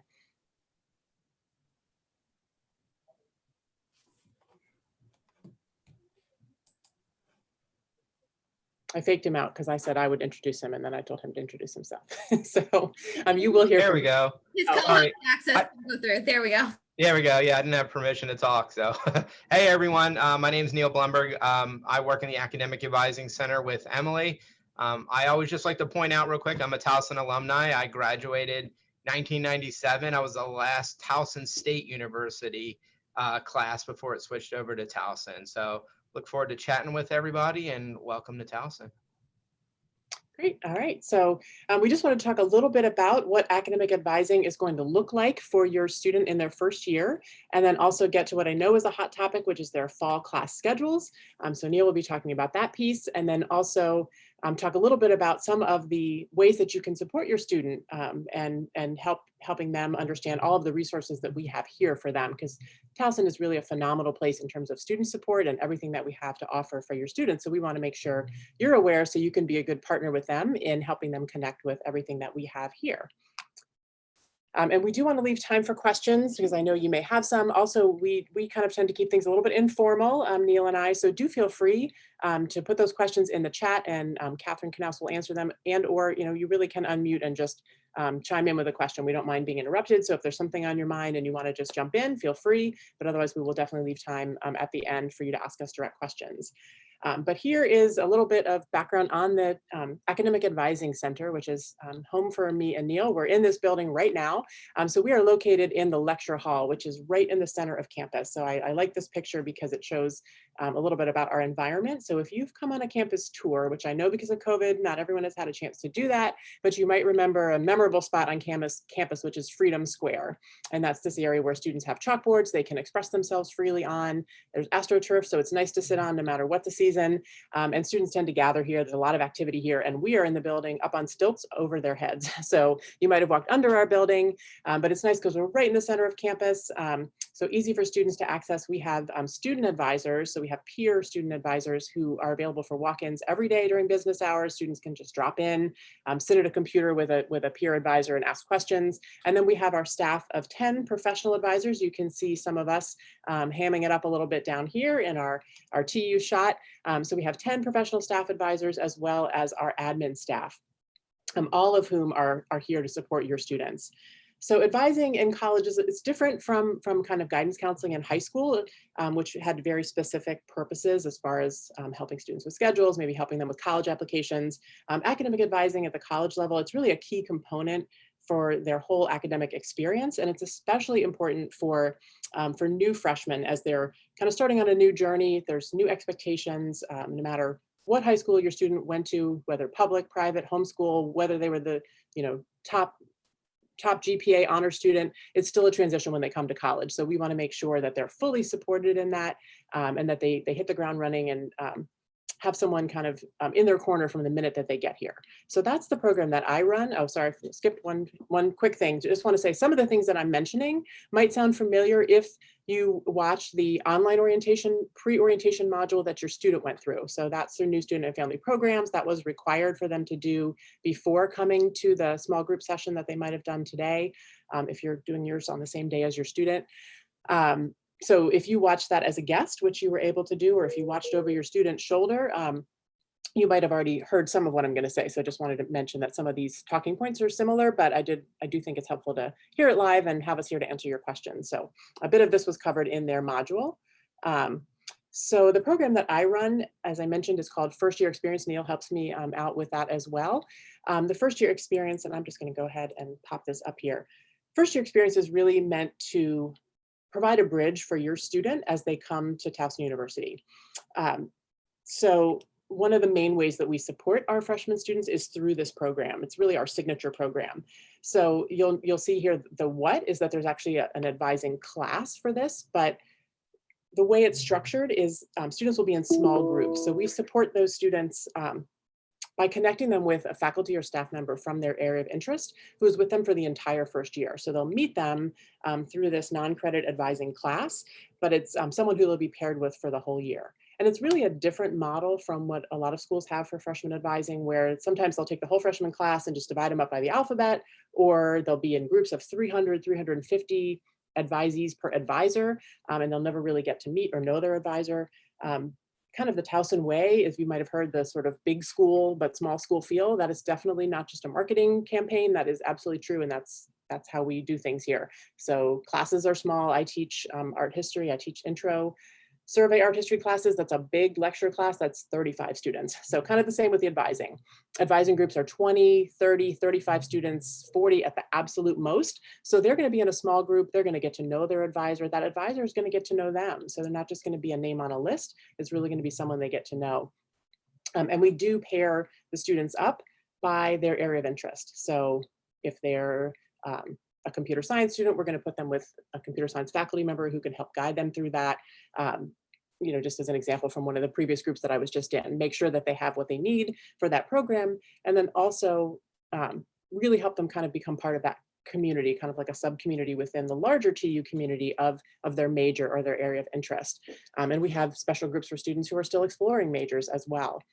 So we match them up that way. They get to know each other well.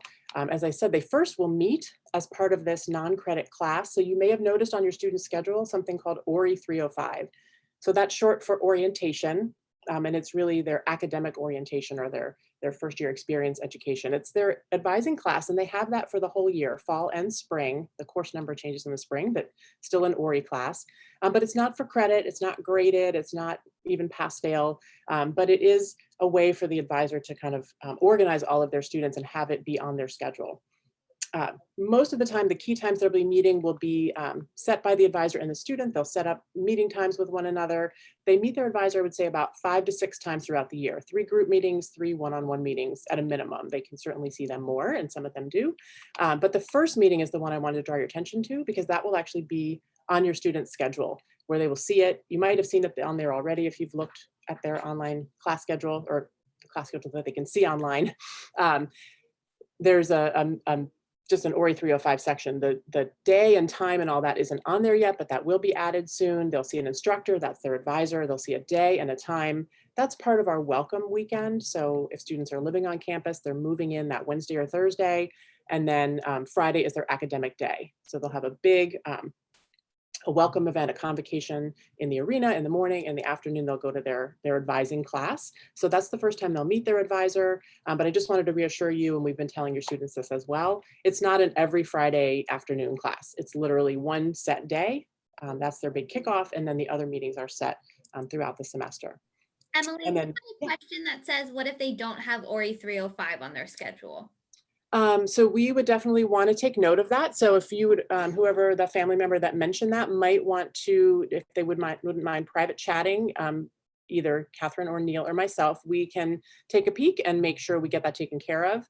If it is missing, or if it's there and you're just not seeing it, we can shoot you an email to let you know where to see that. So we want to make sure that's on there. You wouldn't see it on the weekly calendar because it doesn't have a meeting time yet, but you would see it on their main student center page where their classes are listed. So if it's not there, we definitely want to add that. You know, it could be something where we're waiting to finalize their advisor assignment or something, but I would definitely want to check. So that's a great question. Every student should have that on their schedule. And there are some special groups like athletics, honors college, you know, that have their own ORI groups as well as just the groups by major. Any other questions while I'm paused? Or I'll just keep. I don't see any right now. Okay, great. So that's the what of it. The why, as I kind of talked about, how we want to support the students through that transition. It's 2 things. I mentioned having them connected to their community of their department, their major, or if they're exploring, helping them connect to those resources to help them make a decision about majors. But the other thing is just helping them with that transition to college overall. So when they come to campus, they have a go-to person. So whether it's Neil or myself or someone in our office or one of the faculty advisors, I have 106 FYE advisors to support your students. And we have, I think right now, about 2,400 enrolled freshman students for this fall. So, you know, that's their go-to person when they get here. So they might be coming to a campus of 20,000 plus people, but they have this person they can go to who's kind of in their corner and spend that whole first year really getting them acclimated to college. And then going forward after that freshman year, they're given all the tools to kind of take control of their academic future, which you know, is really the purpose of that FYE year. And keep them on track, because we all know we want our students to graduate. So keep them on track to make sure they have what they need for their degree. So that's really the ways in which we can support students through FYE. And then the other piece that I'm going to transition to now and hand the mic over to Neil is one of the things, the other ways in which we support your students is not just running that FOE program, but very specifically with their freshman schedules is getting them set off on the right foot for everything they need for their major, for their degree, with their very first set of fall classes. So Neil, take it away.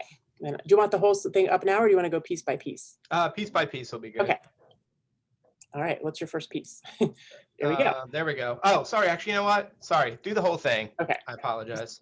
Or if this makes you all dizzy, I'm going to go through this real fast. Okay. I love looking at this pizza pie here. Okay, there you go. Here's the whole pie. Thank you. Thank I'm you. And I gonna mute apologize about the silhouette. I feel like I'm in the witness protection program here, but if I keep my window open, it's a glare on my screen. So, anyway, we make close to 20. We're expecting 2,700 incoming freshmen and change in the fall. We make each schedule for every freshman by hand in this advising office here. How we make the student's schedule is you, as the student, or if your child filled out an academic interest form, which was on their freshman to-do list. The academic interest form is the form that we look at that tells us what's your student's major. Are they bringing in any AP credit? Are they bringing in any IB credit? Are they a commuter student? Are they living on campus? It gives us their first and second choices for their 14 core classes. Every student, no matter what their major is, has to complete at least one class in 14 cores that are all in different disciplines. Towson's a liberal arts university, so we want students to take classes in their major, but also take them in a science, in an art, in a math, English, ethics, diversity, so many different categories. I was just touching on that. So we basically made your schedule based on that academic interest form. If there's a student on this call that has not submitted their academic interest form, it's not too late. Please do so as soon as possible. Again, by going to your freshman to-do list. It's a link that you can click on. If you already submitted your academic interest form, you should have a schedule because we have made schedules for everything that we have received thus far. We are missing a couple hundred of them, to be honest with you. So please, if you're one of those students, please get it done. We want to make you a schedule. We take all these different pieces of the pie into consideration when making your schedule. Hopefully everyone here took your math ALEKS placement test. That's ALEKS. That lets us know what math class to put you in based on your major. Every major requires different math classes. So you could be in a major that has multiple math classes that are required. You might be in a major that requires one math class. We look at your ALEKS score, we look at your major, and we put you in the appropriate class. If you did not score high enough for, let's say a business major is required to take statistics, but also calculus. If you didn't score into the calculus range, then we put you in the prerequisites leading up to that. I highly recommend that if any student on here scored below a 30 on your ALEKS, you might want to retake your ALEKS test. And even if you feel like you could have done better, retake your ALEKS test. Before you retake it, you will be required to complete some practice modules before the system will let you take your math test again. Once you retake your ALEKS, you want to email freshReg@towson.edu. So that's the word fresh, and then reg, R-E-G, @towson.edu with your name, student ID, and keep it simple. Hey, my name is John Smith. This is my Towson student ID. I just retook my ALEKS test. Can you please place me in the proper math course for my major? Now, Towson has a requirement where students within their first year have to complete English 102, Towson seminar, and a math class. If you're bringing in credit for English 102, whether it's through AP or dual enrollment, you don't have to take that at Towson. You already received credit for it if you scored high enough on your AP and obviously passed your dual enrollment. If you didn't, if you're not bringing it in, you'll see that you're either registered for English 102 in your first semester or Towson Seminar, TSEM 102. You won't be in both the first semester. So if you're in English 102 the first semester, you'll be in Towson Seminar the second. If you're in Towson Seminar the first, you'll be English 102 in the second. Again, if you've already coming in with English, you won't be required to take that because you already did it. Math is also a first year requirement. Please don't panic if you're not in a math class this first semester. You will be placed into one in your second semester. If you scored lower than on your ALEKS test than what the math is required for your major, it's more likely that you're going to be in that in a math class that first semester. So that way you take the prerequisite class, and then hopefully by your second semester, you're in the class that you need for your major. If you scored really low, you might have to take multiple classes of math. So just keep that in mind. The other thing that we looked at when making your schedule is course availability. So we put you in the classes that you need for your major and for cores. So most likely you're going to be in about 5 classes your first semester.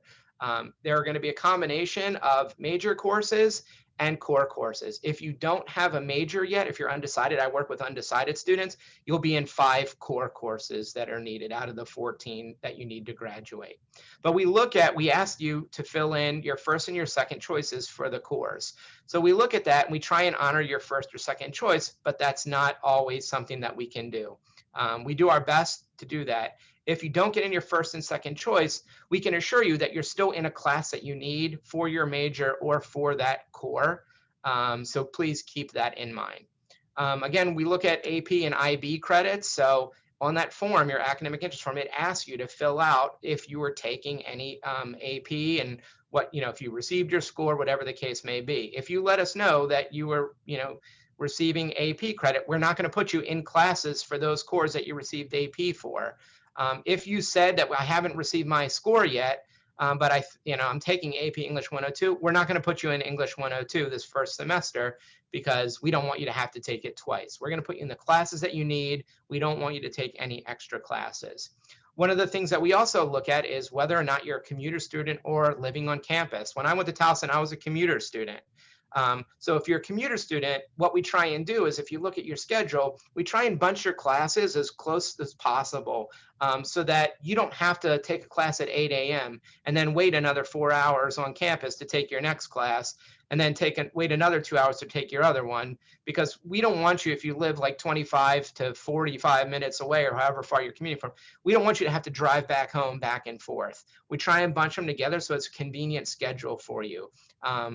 There might be an hour break in between classes. I used to have them. I always say, hey, I would visit friends that lived on campus. I would eat breakfast or eat lunch or, go to the gym or study, go to the library, go to one of the many study areas. So, but we do take that into consideration. If you live on campus, you might see your schedules a little bit more spread out because you can go back to your dorm. You can have a 9 a.m. class, have a 2-hour break, go home, breakfast, take a nap, whatever you do, and then come back, for your 11 o'clock class. And then you might not have another class until 3 o'clock. So if you're an on-campus student living on campus, you might see that your schedule is normally spread out a little bit more there. So again, we also look at your major requirements. We're putting you into classes that you need to take for your major, that are really important during those first and those second semesters. We're trained in making sure that you get placed in the correct classes with the combination of major courses and core courses. So I'll take a break for a second here. Does anybody have any questions about that, or if there's anything in the chat?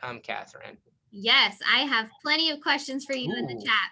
All right, Emily can chime in too. Yep. I just unmuted because I'm sure I could answer some of those. All right, go for it.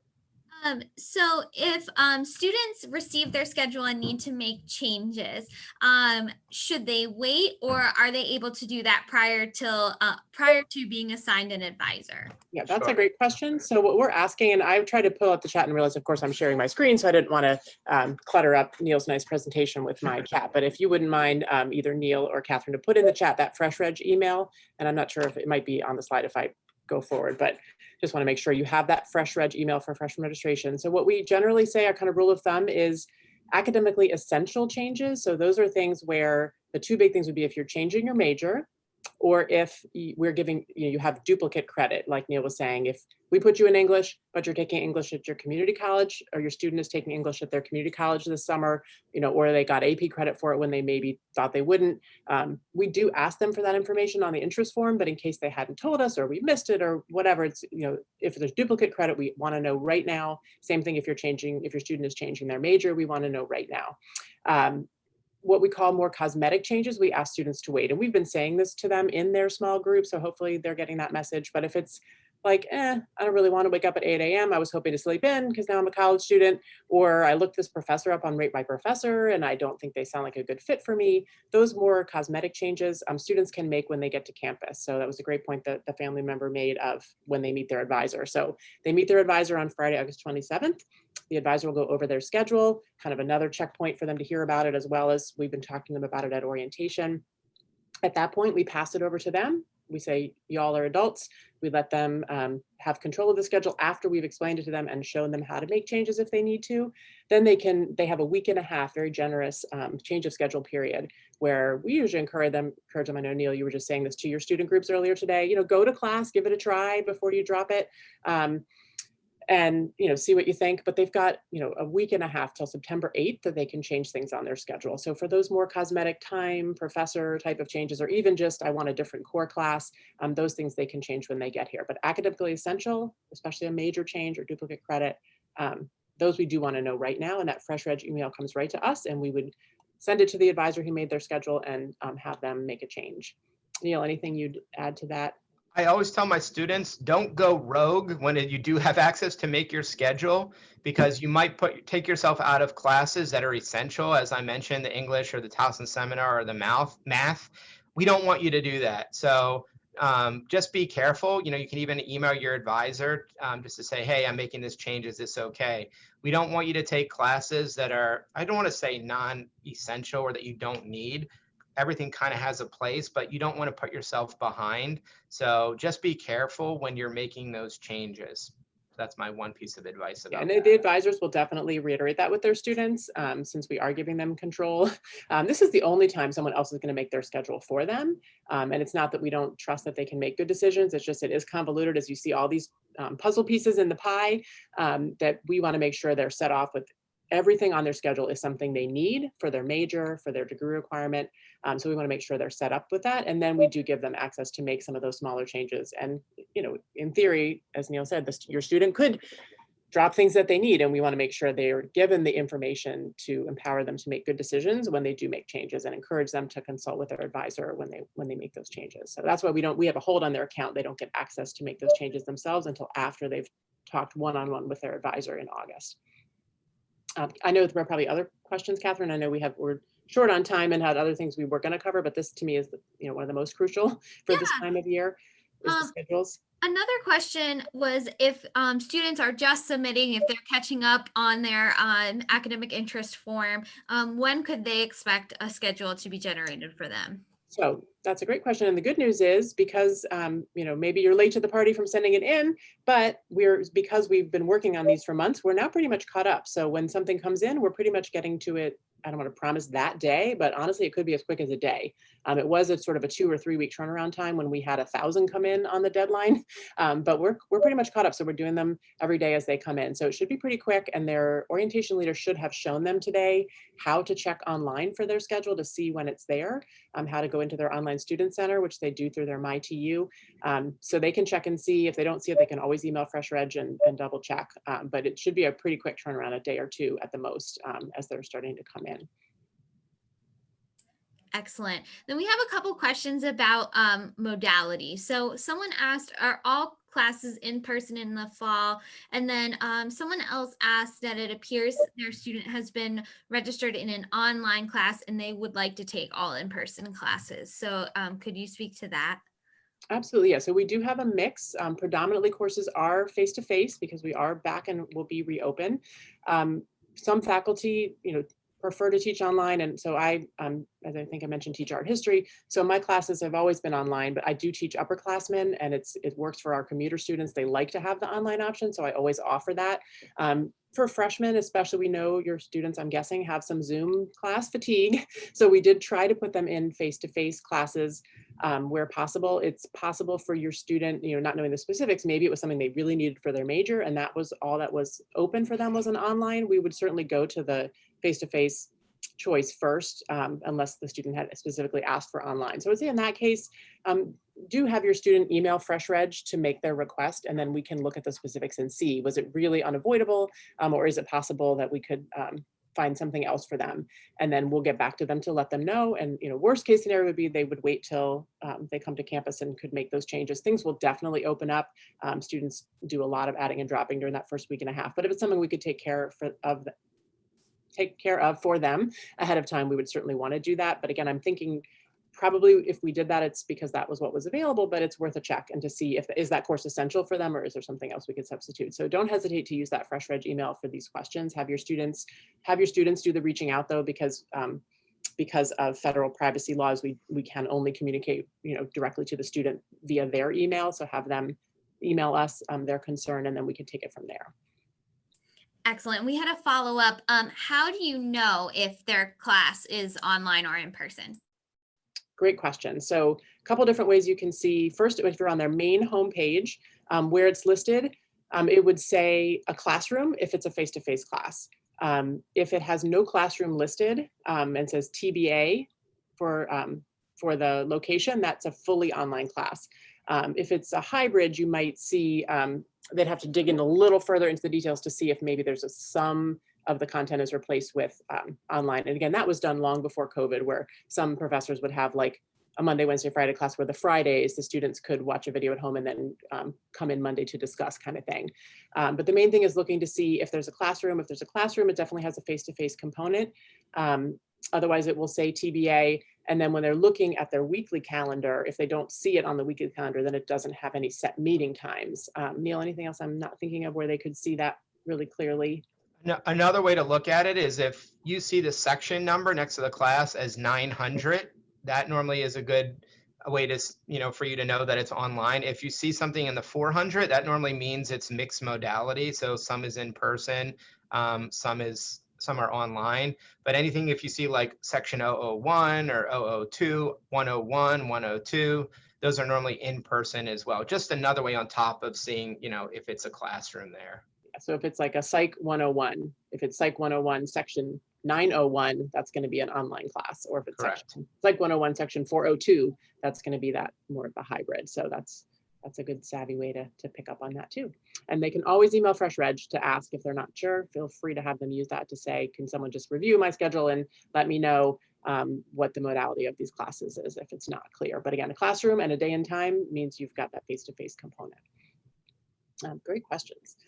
Other things in there, Catherine? We had a few questions about testing. So someone asked if you know when the deadline is to take the math placement test.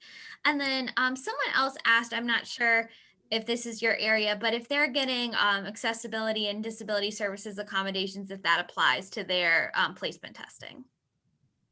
That's a great question. So say the first part again, because I was just thinking I wanted to get off the chat because I know we're low on time. So the first part was about math placement testing. Say that again, sorry. Yes, if you know the deadline to take the placement. Gotcha. Right.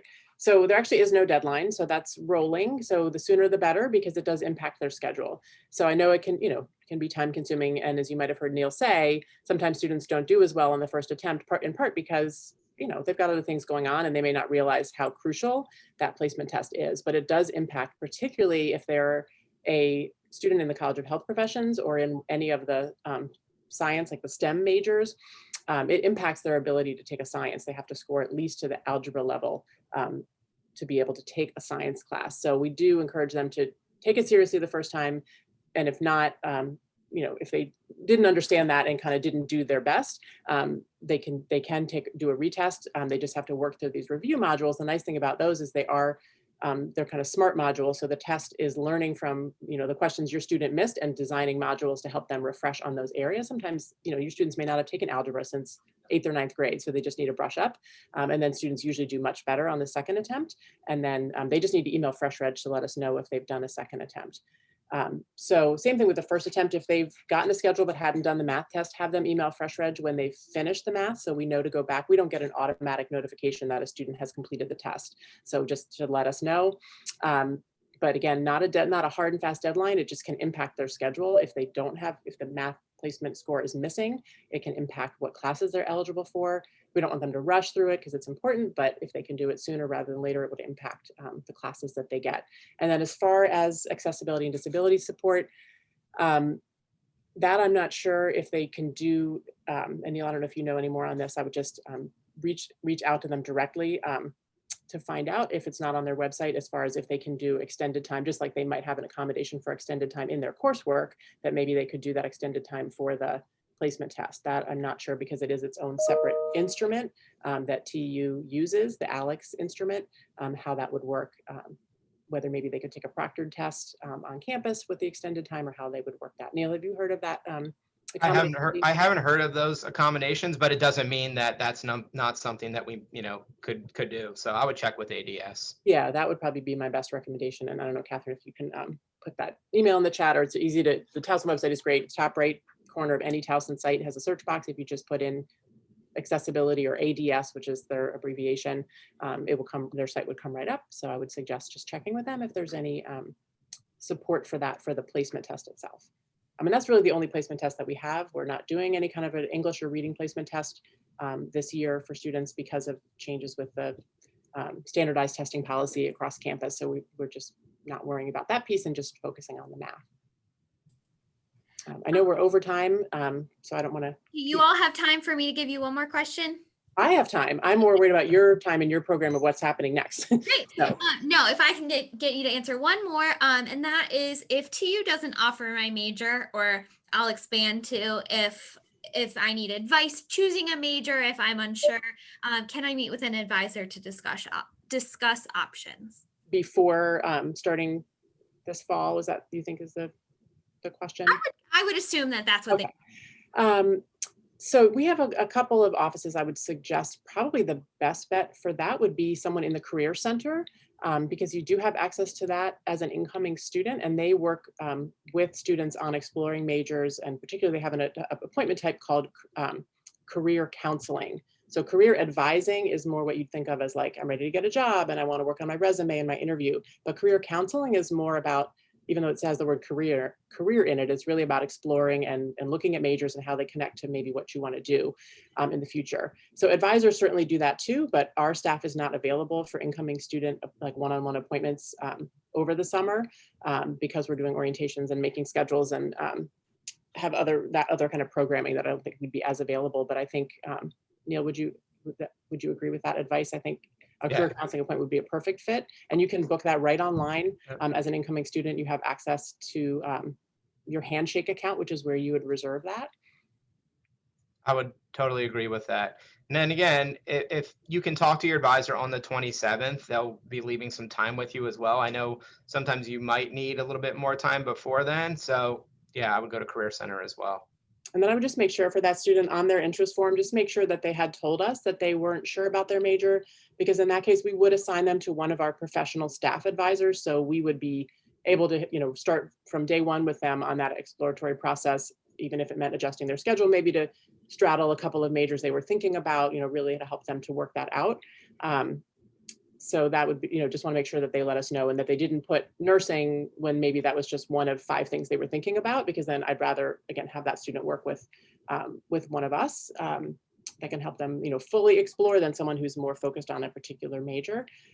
So that would just be my recommendation. If they hadn't put that on their interest form, maybe have them send a follow-up to FreshReg just to say, I'm still really deciding, and we can find, so I advise a lot of the art students since that's my background. So I'll take a student maybe who's not sure, but art is one of the things they're thinking about, or Neil does a lot with business. So he might take someone who's thinking about business, but not sure. So that would just be my other little 2 cents. Excellent. Thank you so much. I really appreciate your time, Emily and Neil. And again, if your student needs to contact academic advising to make some of those necessary changes for now, FreshReg is the way to go. Absolutely. That comes right to us, and we will get back to you. It was great speaking with families. Welcome to you all as part of the TU community. We're excited to see your students and to see you at Family Weekend if you can make it for that, and have a good rest of your summer. Thanks, everyone. Thank you so much. Thank you. Thanks for joining us. Bye, Welcome. everybody. Bye. All right, and to wrap up for the day, I want to walk you through the TU website, as well as some additional family resources for you. So one last time, I'm going to go ahead and share my screen. If you visit the Towson University website, which is towson.edu, you'll be taken to this homepage, and there are a few things that I want to point out to you. Ooh, am I frozen? Okay, great. There is a tab here for parents, which would direct you to many resources that you would find useful for families and people supporting students, not just our parents. So that's a great tab. Right from the homepage, you can click on this parents drop down menu to find many resources you're probably looking for. The other thing that I want to point out is, like Emily mentioned, here on the top right is a search bar for our Towson University website. So the example that I'm going to use to show you the search bar is accessibility and disability services. So if I go ahead and search for ADS, it's going to search the Towson University website and bring up some ADS information. And so many of you have asked throughout the afternoon about accommodations. So this is the #1 page that I will also put in the chat, is that they have a page called Getting Started with ADS that will support you in encouraging your student to set up their accommodations. So that search bar is on the top of the website on the right-hand side at all times when you're on the Towson University website, and I definitely would take advantage of it. The next thing that I want to show you all is the families website. So many of you might have also visited this website already, but if you visit towson.edu/families, then you get to our homepage. And so we have information here about orientation. So we're glad you're here. This is also going to be where the recording will be posted. We have a link to the pre-orientation module, like Emily mentioned. You have the opportunity to make a guest login and go through the pre-orientation module. I will say it's also a handy resource if you forgot some information. I know that you're getting a lot shoved at you right now. You maintain access to this orientation module, and so you could always go back and look for information about specific offices and resources. Also on this website that I already mentioned was this Conversations for the Car Ride Home document. So if you click there, it will take you right to this resource that will help you have important conversations with your students about all sorts of topics.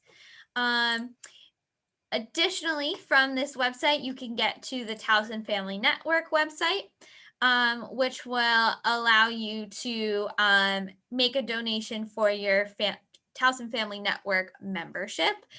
It will drive you to the giving page. That's correct. Your membership fee for Towson Family Network is technically a donation, is tax deductible, all that fun stuff. And so this is correct. It is not spam or malware. It should be directing you to that giving page. So if you're interested in joining the family network, you can get there through the families page. And then I want to make sure that I show you, if I can ask you to do one thing from this orientation, it is to sign up for our TU for Families website. Our TU for Families website is a portal and newsletter that will get sent to your email. Why it's important that you register for this service is A, it's free, B, it's easy, and C, it's how Towson University collects information about parents and families. It is the official list that we use to communicate outside of specific individual emergencies. So like Allison Seeley referenced earlier today, if your specific student has an emergency and has listed you as an emergency contact, then you would be contacted. In any other situation, when Towson is just sending out general news and information, this is the list we use. So you're going to want to join this list so that you receive information. The examples I'll give is this is the list that got the email directly when Towson needed to close in the fall. This is the list that got the email when Towson announced the vaccine requirements. So you're going to want to be on this contact list, I promise. And so I already have an account. So I'm going to log in here, show you what it looks like. When you log into TU for Families, you are going to see a portal. It looks very much like a news feed like you'd see on Facebook. You'll see a calendar of important dates. You'll see recent posts here.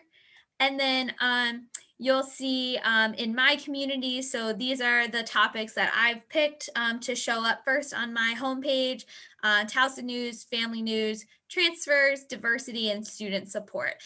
There's also a community for student scholarships. And you'll also be, based on your registration, entered into some communities based on population. So if you have an in-state versus out-of-state student, or if you are coming in with a transfer student or a freshman student, will indicate some of the populations that we're in. And so the way that this works is you can always find all the information on TU for Families by logging in, but you will also indicate when you sign up if you would like to receive an email newsletter. And every so often, most folks designate every 2 weeks. All the information that was posted here in the last 2 weeks will be emailed to your email inbox as a digest so that you don't have to keep logging in and checking. You have the opportunity to ask it not to email you or to email every month as well. But because the primary option is 2 weeks, generally we ask our campus partners if they have news and announcements that they want to get to families to have them in 2 weeks in advance. So if you choose that setting, you are the most likely to get timely information. I also want to point out from the Parent and Families website that you can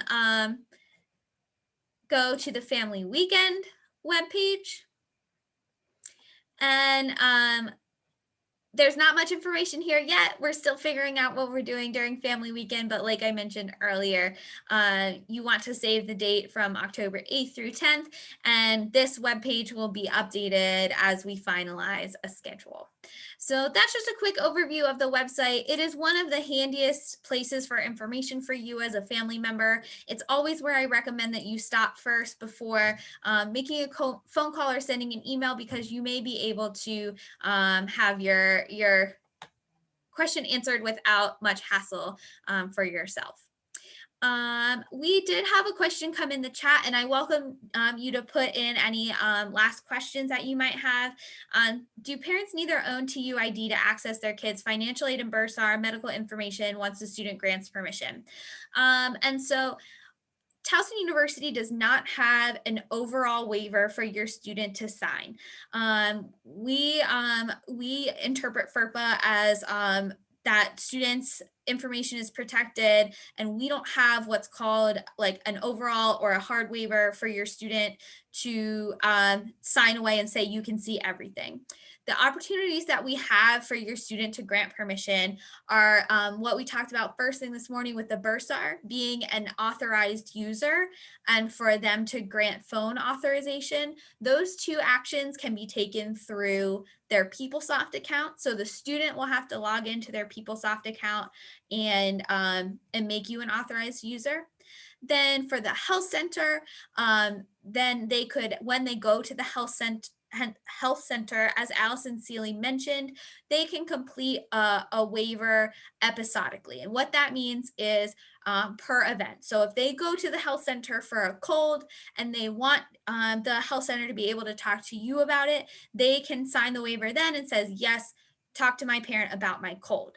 If they then return to the health center because they broke their finger, but they don't sign a waiver, the health center will be able to talk to you about their cold, but they will not be able to talk to you about their broken finger. So that is what it means by episodic. And so those are the ways that you can access information. There's no parent login for TU. So if you need information from your student, you would need to request it from your student instead of from the institution. And that's one of the reasons why we push communication so hard, because we don't want any surprises when you're not able to see your student's grades. You'll need to make that expectation with your student for them to share that information for you. I'm seeing another question in the chat. How does today's comprehensive session differ from the in-person sessions in late July? So the And I also see where do we register for on-site orientation. So the in-person sessions in July are for both our students and families. I will make sure to set some expectations. So each student can only bring one registered guest. We do have some limited staffing this summer, and so we're only able to accommodate one student and one guest. They can register for that opportunity if they have not already by logging into the orientation portal that's found on towson.edu/orientation. They would be able to adjust their registration. Since you're here, I know your student has already registered for orientation, so they would just need to go back in and re-register. The way that these orientations are different, I'll speak to all the different parts of orientation. So the pre-orientation module, like I said, it lives on the website and it's there for you to access whenever you think that you might want to revisit information. Then we had these comprehensive sessions where you saw short presentations. We've had a little bit of time to answer questions. Coming up are the single topic presentations. And so if you wanted to dive deeper into any of the topics that, that we covered today, we're going to have longer presentations where they'll cover the same information. So I want to make that clear. The presentations will be the same in the beginning, but they'll have a longer period of time to be available to answer questions. And then we get to our in-person orientation at the end of the summer in the last 2 weeks of July. Like I mentioned, your student may bring one guest. That opportunity will allow you to meet other families. We will talk about, you'll get a lot of the same information about supporting your tiger, about that transition, but you'll have the opportunity to take a walking campus tour to meet several of the offices. There are a lot of the same offices that are represented here, and then some additional staff members from other offices who have volunteered to just get to know you, alleviate any fears, have conversation. But I will say that the primary objective for our in-person orientation is for your student to create bonds. We want them to have relationships with folks here on campus. We want them to feel like they belong. We want them to enter with a support system in place here at TU, and that is our primary objective for in-person orientation. So I will be very honest that a lot of the information will be very similar to what you've received if you join our online orientations.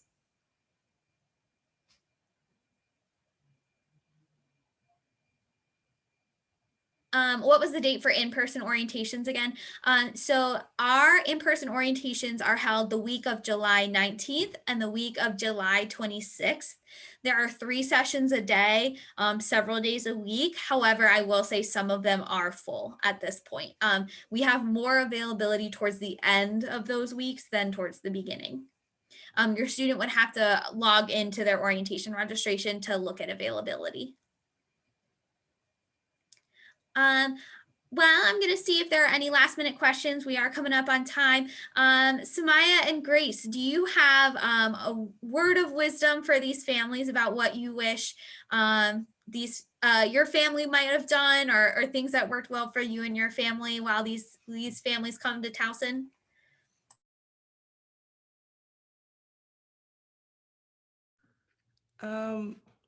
For me, I did enjoy the independence. That's the first thing I received when I got to leave the house. So I was glad that my parents kind of let me figure out how to navigate college. And then also, I was an athlete before I came to college. So having a routine when I got there, that's something that will help as well. So Yeah, I would say, I guess just kind of like figure out what works best for you and your student. I know like I have some friends who maybe call home like once a week or so, and that's just like what works for them. They're able to update their family on, everything that's been happening over the past week. Me personally, I call my mom like once every couple hours. I'll be like, hey, just letting you know, I just got nice coffee. Okay. And my mom's like, all right, thanks. I'm glad, but like I'm working, I have to go. So just kind of figure out what works for you and your student.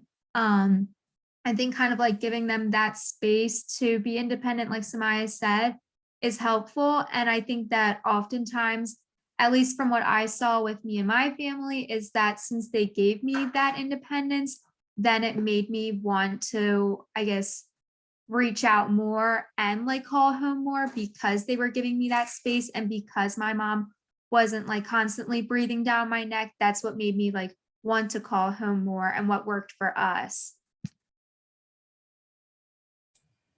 Excellent. Thank you so much, you two. And I want to reiterate that not one thing works for every family. And it might take some bumps and bruises for you to figure out what works for yours, but we know that you'll get there.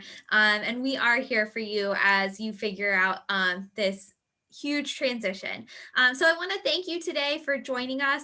I want to make sure that you remember towson.edu/families is your hub for information. That's where you can sign up for that To You for Families newsletter. That's where this recording will be posted. And we hope to see you soon, either for in-person orientation or maybe you're joining us for Family Weekend in October. So thanks all and go Tigers.